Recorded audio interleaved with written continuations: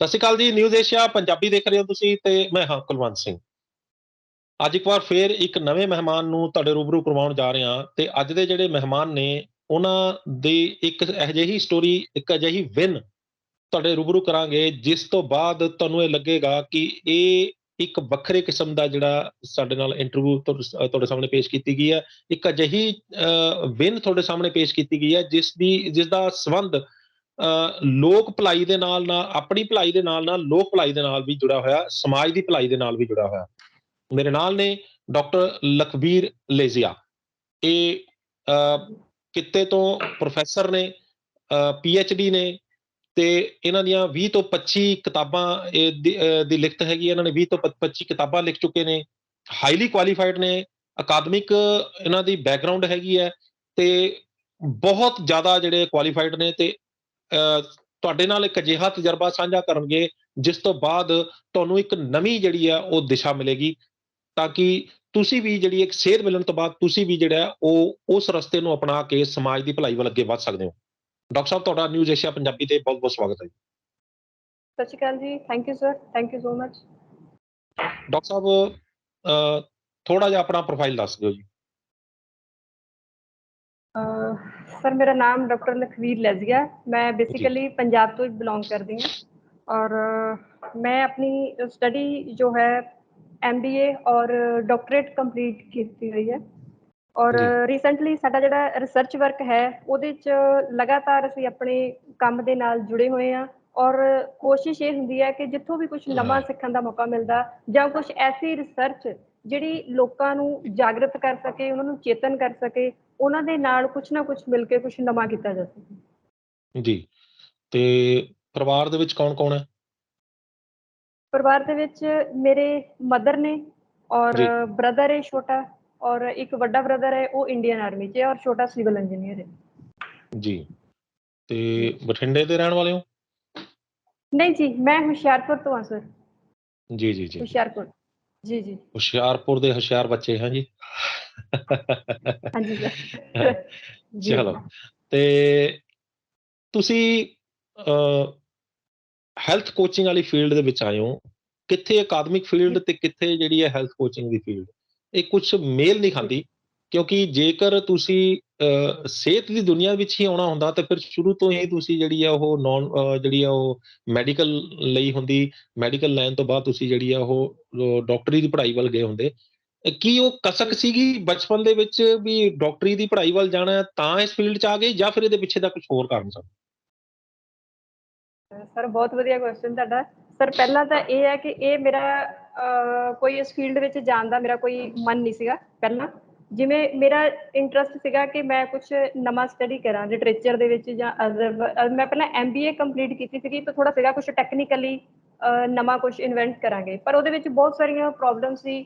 ਜਾਂ ਲੜਕੀਆਂ ਦੇ ਲਈ ਇਹ ਵਾਲੀ ਜਿਹੜੀ MBA ਕਰਨ ਤੋਂ ਬਾਅਦ ਕੋਈ ਅੱਛੀ ਸਕੋਪ ਕਹਿ ਸਕਦੇ ਹਾਂ ਜਾਂ ਕਹਿ ਸਕਦੇ ਹਾਂ ਕਿ ਉਹਨਾਂ ਦੀ ਸੇਫ ਲਾਈਨ ਨਹੀਂ ਹੈ ਉਹ ਵਾਲੀ ਨਾਈਟ ਸ਼ਿਫਟ ਜਾਂ ਅਦਰਵਾਈਜ਼। ਫਿਰ ਉਸ ਤੋਂ ਬਾਅਦ ਮੈਂ ਆਪਣੇ ਜਿਹੜਾ ਕੈਰੀਅਰ ਸੀ ਜਾਂ ਸਟੱਡੀ ਸੀ ਉਹਨੂੰ ਥੋੜ੍ਹਾ ਮੂਵ ਕੀਤਾ ਔਰ ਮੈਂ PhD ਦੀ ਲਾਈਨ ਦੇ ਵਿੱਚ ਆਈ। ਔਰ ਇਸ ਦੇ ਵਿੱਚ ਆ ਕੇ ਸਰ ਇੱਕ ਚੀਜ਼ ਮੈਂ ਜੋ ਸਟਾਰਟਿੰਗ ਤੋਂ ਹੀ ਡੇ ਫਸਟ ਤੋਂ ਕਾਊਂਟ ਕੀਤੀ ਸੀਗੀ ਕਿ ਅਸੀਂ ਹਾਇਰ ਲੈਵਲ ਦੀ ਐਜੂਕੇਸ਼ਨ ਗੇਨ ਕਰਨ ਦੇ ਲਈ ਆਪਣੀ ਜਾਨ ਲਗਾ ਦਿੰਦੇ ਹਾਂ ਔਰ ਅਸੀਂ ਬਹੁਤ ਨਿੱਠ ਕੇ ਆਪਣਾ ਰਿਸਰਚ ਵਰਕ ਕਰਦੇ ਹਾਂ, ਸਟੱਡੀ ਕਰਦੇ ਹਾਂ। ਸਾਨੂੰ ਜਿਸ ਵੀ ਟੌਪਿਕ ਦੇ ਉੱਪਰ ਰਿਸਰਚ ਦੇ ਲਈ ਚੁਣਿਆ ਜਾਂਦਾ ਆ ਜਾਂ ਅਸੀਂ ਜਿਸ ਵਿਸ਼ੇ ਨੂੰ ਚੁਣਦੇ ਹਾਂ ਅਸੀਂ ਉਹਦੇ 'ਚ ਆਪਣੀ ਜਾਨ ਮਾਰ ਦਿੰਦੀ ਆ। ਔਰ ਅਸੀਂ ਸਰ ਫੇਲ ਕਿੱਥੇ ਹੁੰਦੇ ਆ? ਜਦੋਂ ਸਾਡੇ ਲਈ ਹੈਲਥ ਇਸ਼ੂ ਆਉਂਦੇ ਨੇ। ਔਰ ਸਭ ਤੋਂ ਵੱਡੀ ਗੱਲ ਹੈ ਕਿ ਜਦੋਂ ਇੱਕ ਐਜ਼ ਏ ਰਿਸਰਚਰ ਦੇ ਲਈ ਜਾਂ ਐਜ਼ ਏ ਤੁਸੀਂ ਇੱਕ ਮੰਨ ਲਓ ਰਿਸਰਚ ਸਕਾਲਰ ਹੋ, ਕਿਸੇ ਅੱਛੇ ਪ੍ਰੋਫੈਸ਼ਨ ਦੇ ਵਿੱਚ ਹੋ ਜਾਂ ਤੁਸੀਂ ਕਿਸੇ ਵੀ ਫੀਲਡ 'ਚ ਰਿਸਰਚ ਕਰ ਰਹੇ ਹੋ ਔਰ ਤੁਸੀਂ ਰਿਸਰਚ ਵਿੱਚ ਆਪਣੀ ਜਾਨ ਲਾ ਦਿੰਦੇ ਹੋ, ਪਰ ਜਦੋਂ ਉਹੀ ਚੀਜ਼ ਕਿਤੇ ਨਾ ਕਿਤੇ ਤੁਹਾਡੀ ਹੈਲਥ ਨੂੰ ਥੋੜ੍ਹਾ ਜਿਹਾ ਵੀ ਤੁਹਾਨੂੰ ਕੰਪਰੋਮਾਈਜ਼ ਕਰਨਾ ਪੈਂਦਾ ਜਾਂ ਤੁਹਾਨੂੰ ਥੋੜ੍ਹੀ ਜਿਹੀ ਵੀ ਪ੍ਰੋਬਲਮ ਹੁੰਦੀ ਆ ਤਾਂ ਉਹਦੇ ਲਈ ਤੁਸੀਂ ਇੱਕ ਨਵੀਂ ਥਾਂ ਫਿਰ ਤੁਹਾਡੀ ਸ਼ੁਰੂ ਹੋ ਜਾਂਦੀ ਆ ਕਿ ਤੁਸੀਂ ਆਪਣੇ ਨੂੰ ਸਫਰ ਕਰਦੇ ਹੋ ਉਹਨਾਂ ਚੀਜ਼ਾਂ ਨੂੰ ਲੈ ਕੇ। ਸੋ ਇਹ ਮੇਰਾ ਇੱਕ ਸਟਾਰਟਿੰਗ ਤੋਂ ਹੀ ਰਿਹਾ। ਲਾ ਲਓ ਤੁਸੀਂ MA, MPhil, PhD ਔਰ MBA ਦੇ ਵਿੱਚ ਵੀ ਕਿ ਬੱਚੇ ਜਦੋਂ ਸਟੱਡੀ ਕਰਦੇ ਨੇ ਨੋ ਡਾਊਟ ਸਰ ਉਹ ਇੱਕ ਯੂਨੀਵਰਸਿਟੀ ਕਾਲਜ ਦਾ ਮਾਹੌਲ ਇਸ ਤਰ੍ਹਾਂ ਦਾ ਹੁੰਦਾ ਆ ਕਿ ਅਸੀਂ ਬਹੁਤ ਕੁਛ ਗਲਤ ਖਾਂਦੇ ਹਾਂ ਔਰ ਉਹ ਸਾਡੀ ਇੱਕ ਰੂਟੀਨ ਦੀ ਲਾਈਫ ਦਾ ਹਿੱਸਾ ਹੈ। ਔਰ ਬੜੀ ਇੰਟਰਸਟਿੰਗ ਗੱਲ ਆ ਕਿ ਉਸ ਲਾਈਫ ਦੇ ਵਿੱਚ ਸਾਨੂੰ ਇਹ ਚੀਜ਼ਾਂ ਪਤਾ ਨਹੀਂ ਲੱਗਦੀਆਂ ਕਿ ਅਸੀਂ ਕੀ ਖਾ ਰਹੇ ਹਾਂ, ਕੀ ਨਹੀਂ ਖਾ ਰਹੇ, ਔਰ ਕੀ ਉਹਦਾ ਸਾਡਾ ਓਵਰਆਲ ਬੋਡੀ ਤੇ ਇੰਪੈਕਟ ਪੈਂਦਾ। ਜੀ ਜੀ ਲਾਈਕ ਛੋਟੀ ਜਿਹੀ ਕੋਈ ਤੁਸੀਂ ਕਿਸੇ ਦਾ ਬਰਥਡੇ ਆ ਗਿਆ, ਕਿਸੇ ਦਾ ਥੋੜਾ ਬਹੁਤਾ ਕੁਝ ਵੀ ਆ ਗਿਆ, ਤਾਂ ਅਸੀਂ ਇੱਕਦਮ ਉਹਨੂੰ ਸੈਲੀਬ੍ਰੇਟ ਕਰਨ ਲਈ ਚੱਲ ਪੈਂਦੇ ਹਾਂ। ਔਰ ਉਹਦਾ ਜਿਹੜਾ ਸਰ ਰਿਜ਼ਲਟ ਮੈਂ ਦੇਖਿਆ ਹੈ ਕਿ ਬੱਚੇ ਜਾਂ ਸਟੂਡੈਂਟ ਜਾਂ ਇਸ ਲੈਵਲ ਤੇ ਆ ਕੇ ਵੀ ਤਾਂ ਕੋਈ ਸਾਡੇ ਕੋਲ ਸਾਨੂੰ ਕੋਈ ਗਾਈਡ ਕਰਨ ਵਾਲਾ ਨਹੀਂ ਹੈ। ਤੇ ਉਹ ਮੈਨੂੰ ਜਦੋਂ ਮੈਂ ਦੇਖਿਆ ਕਿ ਹਾਂ ਠੀਕ ਹੈ, ਇੱਕ ਨਵੀਂ ਤਰ੍ਹਾਂ ਦਾ ਵਿਸ਼ਾ, ਖਾਸ ਕਰਕੇ ਰਵਿੰਦਰ ਜੀ ਦਾ, ਮੈਂ ਜਦੋਂ ਥੋੜੀ ਦੇਰ ਸਟਾਰਟਿੰਗ ਦੇ ਵਿੱਚ ਉਹਨਾਂ ਨੂੰ ਸੁਣਿਆ, ਕਾਫੀ ਧਿਆਨ ਦੇ ਨਾਲ ਸੁਣਿਆ, ਔਰ ਮੈਂ ਉਸ ਚੀਜ਼ ਨੂੰ ਇੱਕ ਚੀਜ਼ ਦੇ ਨਾਲ ਕੰਪੈਰੀਜ਼ਨ ਕੀਤਾ ਕਿ ਮੇਰੀਆਂ ਬਹੁਤ ਸਾਰੀਆਂ ਫਰੈਂਡ, ਜਿਵੇਂ ਪੰਜਾਬ ਯੂਨੀਵਰਸਿਟੀ ਚੰਡੀਗੜ੍ਹ ਦੇ ਵਿੱਚ ਮੇਰੀ ਸਾਰੀ ਸਟੱਡੀ ਹੋਈ ਹੈ, ਬਹੁਤ ਸਾਰੀਆਂ ਮੇਰੀਆਂ ਜਿਹੜੀਆਂ ਫਰੈਂਡਸ ਨੇ ਉਹ ਨਾਰਮਲੀ ਸਰ ਪੀਜੀਆਈ ਆਪਣੇ ਆਪ ਦੇ ਵਿੱਚ ਇੱਕ ਬਹੁਤ ਵੱਡਾ ਨਾਮ ਹੈ। ਬਿਲਕੁਲ। ਉਹ ਉੱਥੋਂ ਮੈਡੀਸਨ ਲੈਣਾ ਉਹਨਾਂ ਲਈ ਵੱਡੀ ਗੱਲ ਨਹੀਂ ਸੀ। ਉਹ ਚਾਹੇ ਉਹਨਾਂ ਦੀ ਕੋਈ ਵੀ ਹੈਲਥ ਇਸ਼ੂ ਹੋਣ, ਕਿਸੇ ਤਰ੍ਹਾਂ ਦੇ ਵੀ ਹੋਣ, ਉਹਨਾਂ ਦਾ ਮੈਕਸਿਮਮ ਟਾਈਮ ਉਧਰ ਹੀ ਨਿਕਲਦਾ ਸੀਗਾ। ਔਰ ਉੱਥੇ ਦਾ ਜਿਹੜਾ ਇੱਕ ਸਿਸਟਮ ਮੈਂ ਚੰਗੀ ਤਰ੍ਹਾਂ ਦੇਖਿਆ ਹੋਇਆ ਸੀ, ਅਗਰ ਤੁਸੀਂ ਇੱਕ ਟੈਸਟ ਦੇ ਲਈ ਜਾਂਦੇ ਹੋ, ਕੋਈ ਡਾਇਗਨੋਜ਼ ਕਰਵਾਉਣ ਦੇ ਲਈ ਜਾਂਦੇ ਹੋ, ਸਰ ਉੱਥੇ ਤੁਹਾਡਾ ਪੂਰਾ ਦਿਨ ਲੱਗ ਜਾਂਦਾ। ਔਰ ਤੁਹਾਨੂੰ, ਹਾਲਾਂਕਿ ਉਹ ਤੁਹਾਨੂੰ ਟੈਸਟ ਦੇ ਵਿੱਚ ਉਲਝਾਈ ਰੱਖਦੇ ਆ। ਔਰ ਇਹਦਾ ਕੰਪੈਰੀਜ਼ਨ ਜਦੋਂ ਮੈਂ ਦੇਖਿਆ ਕਿ ਰਵਿੰਦਰ ਜੀ ਦੀਆਂ ਵੀਡੀਓਜ਼ ਨੇ ਜਾਂ ਹੋਰ ਨੇ, ਉਹ ਕਿਸੇ ਟੈਸਟ ਦੀ ਗੱਲ ਨਹੀਂ ਕਰਦੇ, ਉਹ ਬੋਡੀ ਨੂੰ ਕਿਵੇਂ ਡਾਇਗਨੋਜ਼ ਕਰਦੇ ਨੇ, ਉਹਨੂੰ ਸ਼ੇਪ ਦੇਖ ਕੇ, ਜਾਂ ਜਿਸ ਤਰ੍ਹਾਂ ਦਾ ਵੀ ਉਹਨਾਂ ਦਾ ਇੱਕ ਵਿਜ਼ਨ ਆ, ਉਹਨਾਂ ਦੀ ਇੱਕ ਸਟੱਡੀ ਆ, ਉਹਨਾਂ ਦੀ ਇੱਕ ਆਪਣੀ ਰਿਸਰਚ ਆ।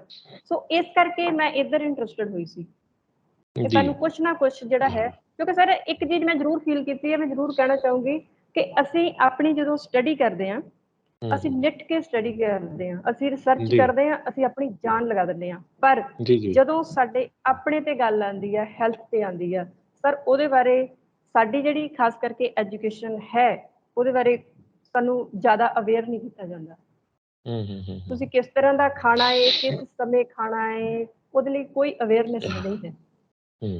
ਔਰ ਸਾਡੀ ਫੂਡ ਕੁਆਲਿਟੀ ਜਾਂ ਹੋਰ ਸਾਡੀਆਂ ਬਹੁਤ ਸਾਰੀਆਂ ਬੇਸਿਕ ਪ੍ਰੋਬਲਮਸ ਹੈਗੀਆਂ ਨੇ। ਹਾਂਜੀ ਜੀ, ਤੇ ਤੁਸੀਂ ਗੱਲ ਕੀਤੀ ਹੈ ਰਿਸਰਚ ਵਰਕ ਦੀ, ਤੁਸੀਂ ਗੱਲ ਕੀਤੀ ਹੈ ਪੀਐਚਡੀ ਦੀ, ਤੇ ਮੈਂ ਤੇ ਮੇਰੇ ਦਰਸ਼ਕ ਇਹ ਜਾਣਨਾ ਚਾਹਣਗੇ ਕਿ ਤੁਸੀਂ ਕਾਹਦੇ ਤੇ ਪੀਐਚਡੀ ਕੀਤੀ ਹੈ ਤੇ ਕੀ ਟੌਪਿਕ ਸੀਗਾ ਤੁਹਾਡਾ? ਸਰ ਮੈਂ ਪੰਜਾਬੀ ਲਿਟਰੇਚਰ ਦੇ ਵਿੱਚ ਪੀਐਚਡੀ ਕੀਤੀ ਆ, ਔਰ ਮੇਰਾ ਜਿਹੜਾ ਟੌਪਿਕ ਸੀ ਉਹ ਸੀ ਪੰਜਾਬੀ ਸੂਫੀ ਪੋਇਟਰੀ। ਕੀ ਬਾਤ ਹੈ, ਪੰਜਾਬੀ ਸੂਫੀ ਪੋਇਟਰੀ। ਤੇ ਇੱਕ ਅਕਸਰ ਜਿਸ ਤਰ੍ਹਾਂ ਹੁਣ ਤੁਸੀਂ ਗੱਲ ਕੀਤੀ ਹੈ ਕਿ ਸਿਹਤ ਜਦੋਂ ਮਾਮਲੇ ਆ ਜਾਂਦੇ ਨੇ, ਤੇ ਉਦੋਂ ਫਿਰ ਚੰਗੇ ਬੰਦੇ ਹਾਰ ਜਾਂਦੇ ਨੇ, ਚਾਹੇ ਉਹ ਪੀਐਚਡੀ ਹੈ ਤੇ ਚਾਹੇ ਉਹ ਖੁਦ ਡਾਕਟਰ ਹੈਗਾ। ਤੇ ਹਿੰਦੀ ਦੀ ਇੱਕ ਦੋਹਾ ਆ ਜਾਂਦਾ ਹੈ, ਚਾਹੇ ਉਸਨੂੰ ਆਪਾਂ ਕਿਤੇ ਉਹ ਗੱਲ ਕਰ ਦਈਏ ਕਿ ਕਿਸੇ ਕੁ ਤੁਕਾਂ ਦੇ ਵਿੱਚ, ਕਿ ਭੂਕੇ ਭਗਤ ਨਾ ਕੀਜੇ ਮਾਲਾ ਆਪਣੀ ਲੀਜੇ। ਭਗਵਾਨ ਨੂੰ ਵੀ ਰੱਬ ਭਗਤ ਨੇ ਕਹਿ ਦਿੱਤਾ ਕਿ ਜਦੋਂ ਤੱਕ ਭੁੱਖਾ ਹੋਏਗਾ ਸਰੀਰ, ਉਦੋਂ ਤੱਕ ਉਹਨੂੰ ਕੁਛ ਨਹੀਂ ਸੋਚਦਾ, ਤੇ ਜੇ ਸਰੀਰ ਠੀਕ ਨਹੀਂ ਹੈਗਾ ਤੇ ਉਦੋਂ ਵੀ ਜਿਹੜਾ ਉਹ ਮਤਲਬ ਕੋਈ ਚੰਗਾ ਨਹੀਂ ਲੱਗਦਾ, ਕੁਛ ਚੰਗਾ ਨਹੀਂ ਲੱਗਦਾ। ਤਾਂ ਹੀ ਉਹ ਪੰਜਾਬੀ ਦੇ ਵਿੱਚ ਵੀ, ਜੇ ਤੁਸੀਂ ਪੰਜਾਬੀ ਦੇ ਬੜੇ ਗੂੜ ਗਿਆਨੀ ਹੋ ਤਾਂ ਤੁਹਾਨੂੰ ਇਹ ਪਤਾ ਹੋਏਗਾ, ਤੇ ਉਹ ਕਹਿੰਦਾ ਵੀ ਆਪ ਮਰੇ ਜਗ ਪਰਲੋ ਹੋਇਆ, ਵੀ ਮੈਂ ਤਾਂ ਕੀ ਲੈਣਾ ਤੇ ਜੇ ਮੇਰਾ ਆਪਣਾ ਸਰੀਰ ਹੀ ਠੀਕ ਨਹੀਂ ਹੈਗਾ ਤਾਂ ਇਹ ਇਸੇ ਕਰਕੇ ਸ਼ਾਇਦ ਤੁਸੀਂ ਮਤਲਬ ਇਸ ਨੂੰ ਉਦੋਂ ਤੱਕ ਤੁਸੀਂ ਆਪਣੀ ਸਟੱਡੀ ਨੂੰ ਇਨਕੰਪਲੀਟ ਮੰਨਿਆ, ਜਦੋਂ ਤੱਕ ਤੁਸੀਂ ਇਹ ਦੇਖਿਆ ਵੀ ਸਿਹਤ ਠੀਕ ਨਹੀਂ ਹੈਗੀ, ਤਾਂ ਫਿਰ ਆਪਾਂ ਸਟੱਡੀ ਜਿਹੜੀ ਆ ਉਦੋਂ ਕੁਛ ਵੀ ਚੰਗਾ ਨਹੀਂ ਲੱਗਦਾ ਹੁੰਦਾ। ਸਰ ਮੇਰਾ ਜਿਹੜਾ ਮੈਕਸਿਮਮ ਫੋਕਸ ਹੈ ਇਸ ਲਾਈਨ 'ਚ ਆਉਣ ਦਾ, ਉਹ ਇਹ ਹੈ ਕਿ ਦੇਖੋ ਸਾਡੇ ਕੋਲ ਸਟੂਡੈਂਟਸ ਆਉਂਦੇ ਨੇ, ਖਾਸ ਕਰਕੇ ਅਗਰ ਮੈਂ ਗੱਲ ਕਰਾਂ ਤਾਂ ਸਾਡੇ ਕੋਲ ਲੜਕੀਆਂ ਜਿਹੜੀਆਂ ਆਉਂਦੀਆਂ ਨੇ, ਪੀਜੀ ਲਈ ਆਉਂਦੀਆਂ ਨੇ, ਪੀਐਚਡੀ ਲਈ ਆਉਂਦੀਆਂ ਨੇ, ਉਹਨਾਂ ਦੀ ਹਰ ਲੜਕੇ ਦੀ ਲਗਭਗ ਕਹਿ ਸਕਦੇ ਹਾਂ ਕਿ ਅੱਜ ਕੱਲ੍ਹ ਬਹੁਤ ਸਾਰੀਆਂ ਪ੍ਰੋਬਲਮਸ ਨੇ। ਔਰ ਦੂਸਰੀ ਗੱਲ ਆ ਕਿ ਪੀਸੀਓਡੀ ਜਾਂ ਹੋਰ ਜਾਂ ਥਾਇਰਾਇਡ ਕੁਛ ਇਸ ਤਰ੍ਹਾਂ ਦਾ, ਸਰ ਇਹ ਬਿਲਕੁਲ ਨਾਰਮਲ ਨੇ। ਔਰ ਸਭ ਤੋਂ ਵੱਡੀ ਗੱਲ ਆ ਕਿ ਉਹ ਇਸ ਬਾਰੇ ਕੋਈ ਗੱਲ ਵੀ ਨਹੀਂ ਕਰਦੀਆਂ, ਔਰ ਕਿਸੇ ਨਾਲ ਡਿਸਕਸ ਵੀ ਨਹੀਂ ਉਹ ਕਰਦੀਆਂ। ਤੇ ਮੈਨੂੰ ਇਹ ਸੀਗਾ ਕਿ ਹੁਣ ਜਦੋਂ ਬੱਚਾ ਸਾਡੇ ਕੋਲ ਜਿਹੜਾ ਆਇਆ, ਅਗਰ ਉਹ ਹੈਲਥ ਵਾਈਜ਼ ਸਾਡੇ ਕੋਲ ਠੀਕ ਨਹੀਂ ਹੈ, ਸਰ ਉਹ ਦੱਸੋ ਕੀ ਰਿਸਰਚ ਕਰੂਗਾ? ਅਸੀਂ ਉਹਨਾਂ ਨੂੰ ਕੋਈ ਟੌਪਿਕ ਦੇਵਾਂਗੇ, ਕੋਈ ਵਿਸ਼ਾ ਦੇਵਾਂਗੇ, ਉਹ ਕਿਸ ਤਰ੍ਹਾਂ ਦੀ ਰਿਸਰਚ ਕਰੇਗਾ? ਕਿਉਂਕਿ ਉਹਦੀ ਆਪਣੀ ਹੈਲਥ ਉਹਨੂੰ ਇਜਾਜ਼ਤ ਨਹੀਂ ਦੇ ਰਹੀ, ਜਾਂ ਉਹਦਾ ਕੁਛ ਹੈਲਥ ਹੀ ਠੀਕ ਨਹੀਂ ਆ, ਤਾਂ ਉਹਦਾ ਸਟੱਡੀ ਤੇ ਫੋਕਸ ਨਹੀਂ ਹੋਏਗਾ। ਤਾਂ ਕੋਸ਼ਿਸ਼ ਹੁੰਦੀ ਹੈ ਕਿ ਨਾਲ ਸਾਡੇ ਕੋਲ ਸਟੂਡੈਂਟਸ ਆ ਰਹੇ ਨੇ ਤਾਂ ਅਸੀਂ ਉਹਨਾਂ ਨੂੰ ਨਾਲ ਉਹਨਾਂ ਦੀ ਹੈਲਥ ਪ੍ਰਤੀ ਵੀ ਗਾਈਡ ਕਰੀਏ। ਯਾਨੀ ਕਿ ਤੁਸੀਂ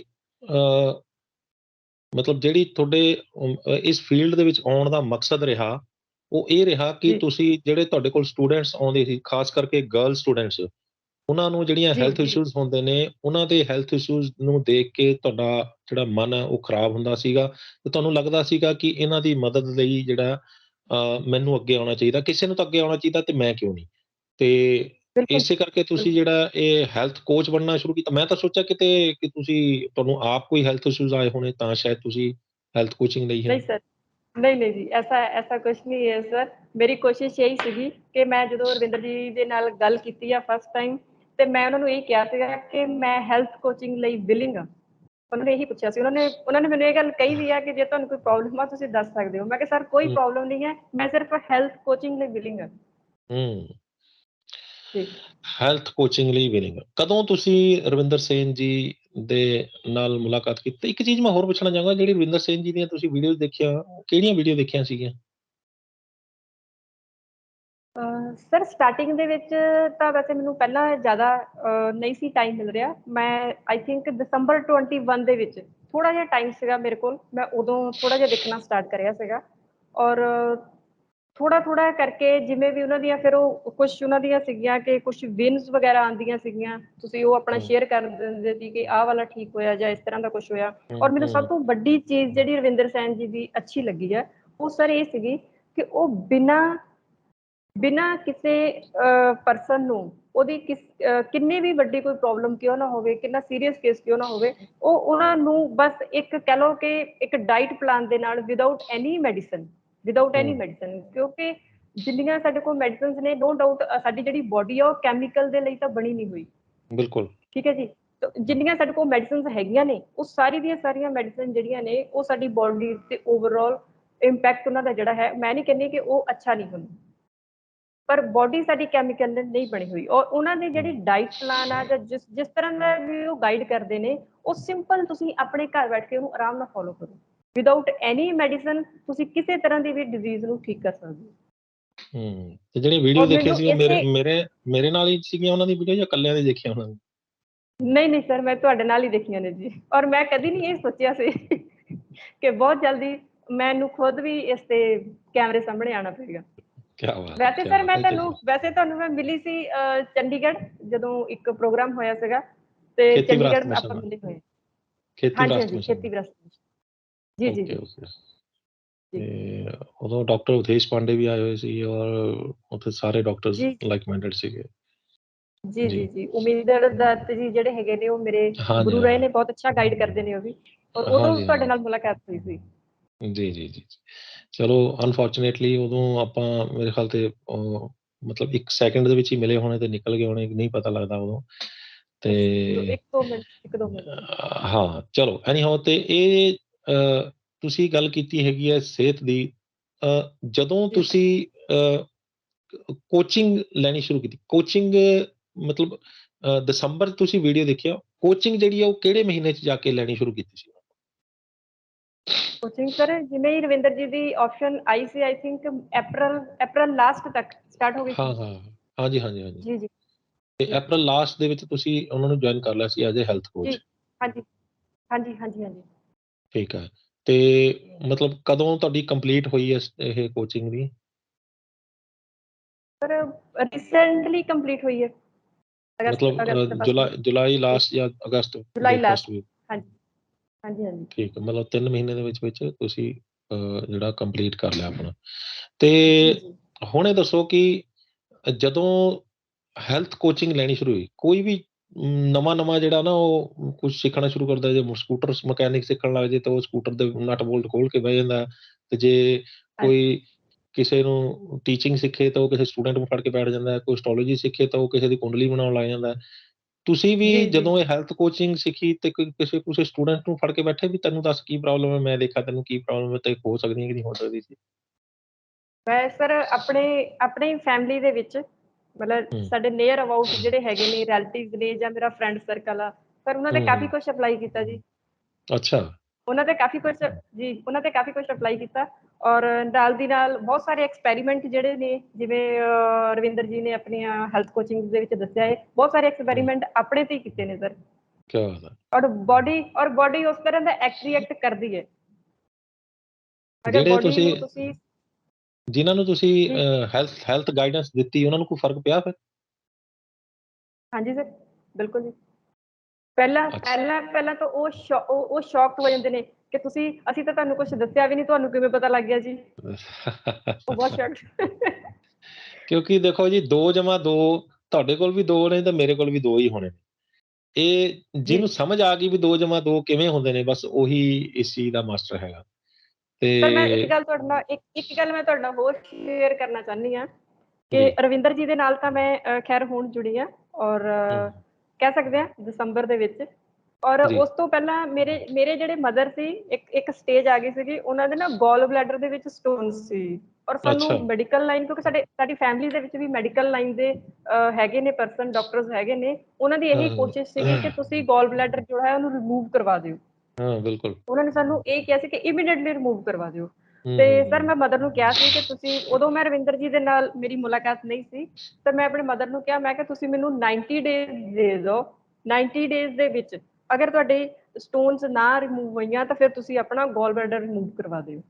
ਔਰ ਸਰ ਉਸ ਟਾਈਮ ਵੀ, ਕਿਉਂਕਿ ਮੇਰਾ ਆਪਣਾ ਇੱਕ ਇੰਟਰਸਟ ਰਿਹਾ ਆ ਹੈਲਥ ਨੂੰ ਲੈ ਕੇ, ਕਿਉਂਕਿ ਹੈਲਥ ਅਗਰ ਨਹੀਂ ਹੈ ਤਾਂ ਹੋਰ ਕੁਝ ਨਹੀਂ ਹੈ।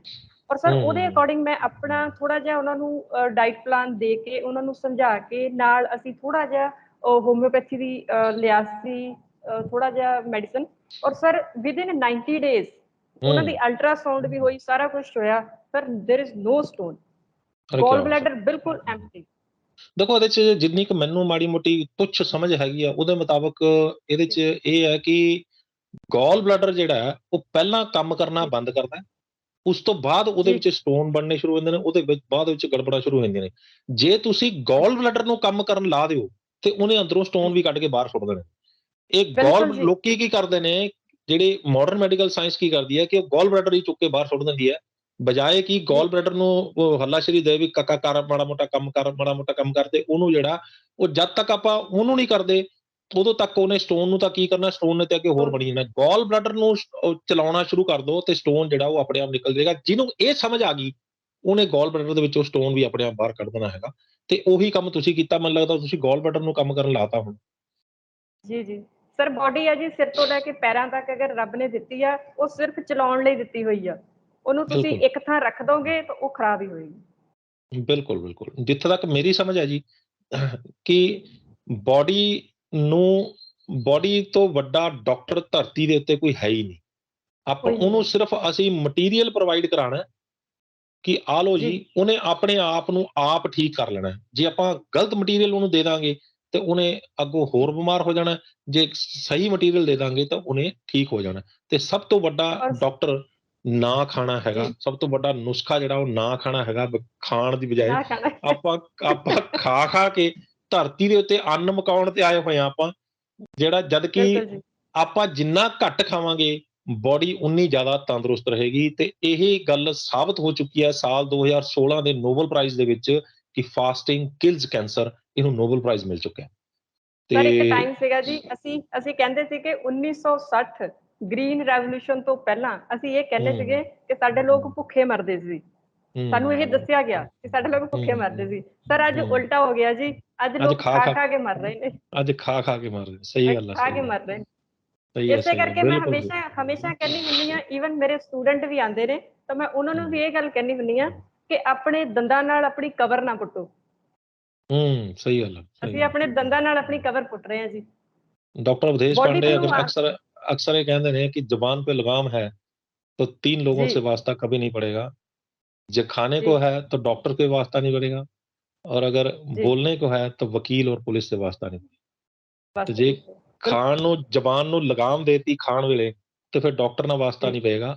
ਉਹ ਲਗਾਮ ਲੱਗੀ ਪਈ ਆ, ਉਹ ਅੰਦਰ ਪੁੱਠਾ ਕੋਈ ਜਾਣ ਹੀ ਨਹੀਂ ਦੇ। ਸੋ जी ਖਾਣਾ ਜਿਹੜਾ ਹੈ, ਆਪਾਂ ਨੂੰ ਸਭ ਤੋਂ ਵੱਡਾ ਡਾਕਟਰ ਅਮਰ ਸਿੰਘ ਆਜ਼ਾਦ ਇਹ ਕਹਿੰਦੇ ਨੇ ਕਿ जी ਬੰਦਾ ਨਹੀਂ ਬਿਮਾਰ, ਬੰਦੇ ਦਾ ਖਾਣ ਪੀਣ ਬਿਮਾਰ ਹੈ। ਤੇ ਇਹ बिल्कुल जी ਸਾਬਤ ਹੁੰਦਾ। ਹੁਣ ਮੇਰਾ ਸਵਾਲ ਇਹ ਹੈ ਕਿ ਤੁਸੀਂ ਕੁੜੀਆਂ ਦੇ ਨਾਲ, ਆਪਣੀਆਂ ਸਟੂਡੈਂਟਸ ਦੇ ਨਾਲ ਜਿਹੜਾ ਰਾਬਤਾ ਕਾਇਮ ਕਰਨ ਲਈ, ਉਹਨਾਂ ਦੀ ਸਿਹਤ ਵਾਸਤੇ ਤੁਸੀਂ ਜਿਹੜਾ ਇਹ ਸਿਹਤ ਦੀ ਦੁਨੀਆ ਦੇ ਵਿੱਚ ਪੈਰ ਰੱਖਿਆ। ਤੁਸੀਂ जी ਇਸ ਤੋਂ ਬਾਅਦ ਤੁਸੀਂ ਉਹਨਾਂ ਦੇ ਨਾਲ ਜਿਹੜੀ ਆ ਉਹ ਗੱਲਬਾਤ ਵੀ ਕੀਤੀ ਹੋਣੀ। ਕਿਹੜੀਆਂ-ਕਿਹੜੀਆਂ ਕਾਮਨ ਇਹੋ ਜਿਹੀਆਂ ਬਿਮਾਰੀਆਂ, ਕਿਉਂਕਿ ਤੁਸੀਂ ਰਿਸਰਚ ਸਕਾਲਰ ਹੋ ਤੇ ਮੈਨੂੰ ਲੱਗਦਾ ਕਿ ਇਹਦੇ ਤੇ ਵੀ ਰਿਸਰਚ ਕੀਤੀ ਹੋਣੀ ਕਿ ਕਿਹੜੀਆਂ-ਕਿਹੜੀਆਂ ਕਾਮਨ ਬਿਮਾਰੀਆਂ ਨੇ ਜਿਹੜੀਆਂ ਕਿ ਅੱਜ-ਕੱਲ੍ਹ ਦੀਆਂ ਕੁੜੀਆਂ, ਯੰਗ ਏਜ ਦੀਆਂ ਕੁੜੀਆਂ ਨੂੰ ਜ਼ਿਆਦਾ ਘੇਰ ਰਹੀਆਂ ਨੇ?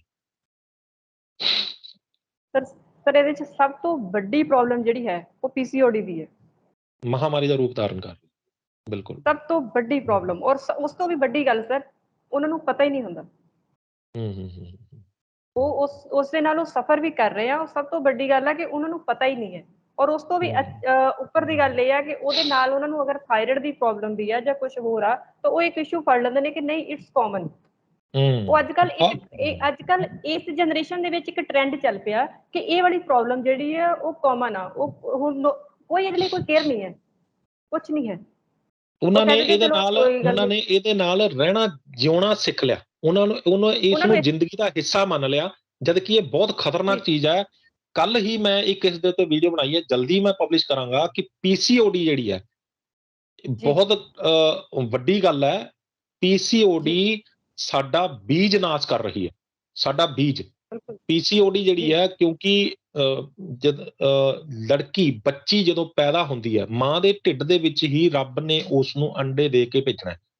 ਅੰਡੇ ਵੀ ਜ਼ਿੰਦਗੀ ਦੇ ਵਿੱਚ ਉਹਨੇ ਕਿੰਨੀ ਔਲਾਦ ਪੈਦਾ ਕਰਨੀ ਹੈ, ਜਿੰਨੇ ਉਹਨੇ ਅੰਡੇ ਦਿੱਤੇ ਨੇ ਉਸਦਾ ਵੀ 3-4 ਗੁਣਾ ਵੱਧ ਰਿਜ਼ਰਵ ਦੇ ਕੇ ਭੇਜਦਾ ਪਰਮਾਤਮਾ ਨੂੰ, ਵੀ ਕਿਤੇ ਕੋਈ ਨਸ਼ਟ ਵੀ ਹੋ ਜਾਂਦਾ। ਤੇ ਪੀਸੀਓਡੀ ਜਿਹੜੀ ਹੈ, ਉਹ ਜਦੋਂ ਵੱਡੀ ਹੁੰਦੀ ਹੈ ਕੁੜੀ, ਤੇ ਪੀਸੀਓਡੀ ਉਹਨਾਂ ਅੰਡਿਆਂ ਦੇ ਉੱਤੇ ਹੀ ਅਟੈਕ ਕਰਦੀ ਹੈ। ਅੰਡਿਆਂ ਦੇ ਉੱਤੇ ਹੀ, ਅੰਡਿਆਂ ਦੇ ਵਿੱਚ ਪਾਣੀ ਭਰ ਜਾਂਦਾ ਤੇ ਉਹ ਜਿਹੜਾ ਬੀਜ ਦਾ ਨਾਸ਼ ਹੋ ਜਾਂਦਾ। ਤੇ ਜਿੰਨਾ ਕੁ ਰਿਜ਼ਰਵ ਆਪਾਂ ਨੂੰ ਪਰਮਾਤਮਾ ਨੇ ਦੇ ਕੇ ਭੇਜਿਆ ਹੁੰਦਾ, ਜੇ ਉਹ ਅੰਡੇ ਨਸ਼ਟ ਹੋ ਗਏ ਤੇ ਫਿਰ ਅੱਗੇ ਉਹ ਕੁੜੀ ਮਾਂ ਬਣਨ ਦੇ ਲਾਇਕ ਨਹੀਂ ਬਚਦੀ। ਤੇ ਇਹੋ ਕਾਰਨ ਹੈ ਕਿ ਸਾਡੀ ਜਨਰੇਸ਼ਨ ਖਤਰੇ ਦੇ ਵਿੱਚ ਆ। ਔਰ ਸਰ ਇਹਦੇ 'ਚ ਮੈਂ ਇੱਕ ਗੱਲ ਹੋਰ ਜੋੜਨਾ ਚਾਹੂੰਗੀ, ਜਿਹੜੀ ਕਿ ਮੈਂ ਉਹ ਵੀ ਬਹੁਤ ਕਾਮਨ ਦੇਖੀ ਆ। ਅਗਰ ਸਾਡੇ ਕੋਲ ਸਟੂਡੈਂਟਸ ਆਉਂਦੇ ਨੇ ਜਾਂ ਉਹ ਕਦੇ ਕੋਈ ਇਸ ਤਰ੍ਹਾਂ ਦੀ ਗੱਲ ਕਰਦੇ ਨੇ, ਉਹ ਇੱਕ ਗੱਲ ਬੜਾ ਸਿੰਪਲੀਫਾਈ ਕਰ ਦਿੰਦੇ ਨੇ। ਇਹ ਤਾਂ ਜੀ ਮੇਰੇ ਮਦਰ ਨੂੰ ਵੀ ਸੀ, ਮੇਰੇ ਭੂਆ ਜੀ ਨੂੰ ਸੀ, ਮੇਰੇ ਇਹਨੂੰ ਸੀ। ਉਹ ਉਹਨੂੰ ਜੈਨੇਟਿਕਲੀ ਲੈ ਕੇ ਆ ਰਹੇ ਨੇ।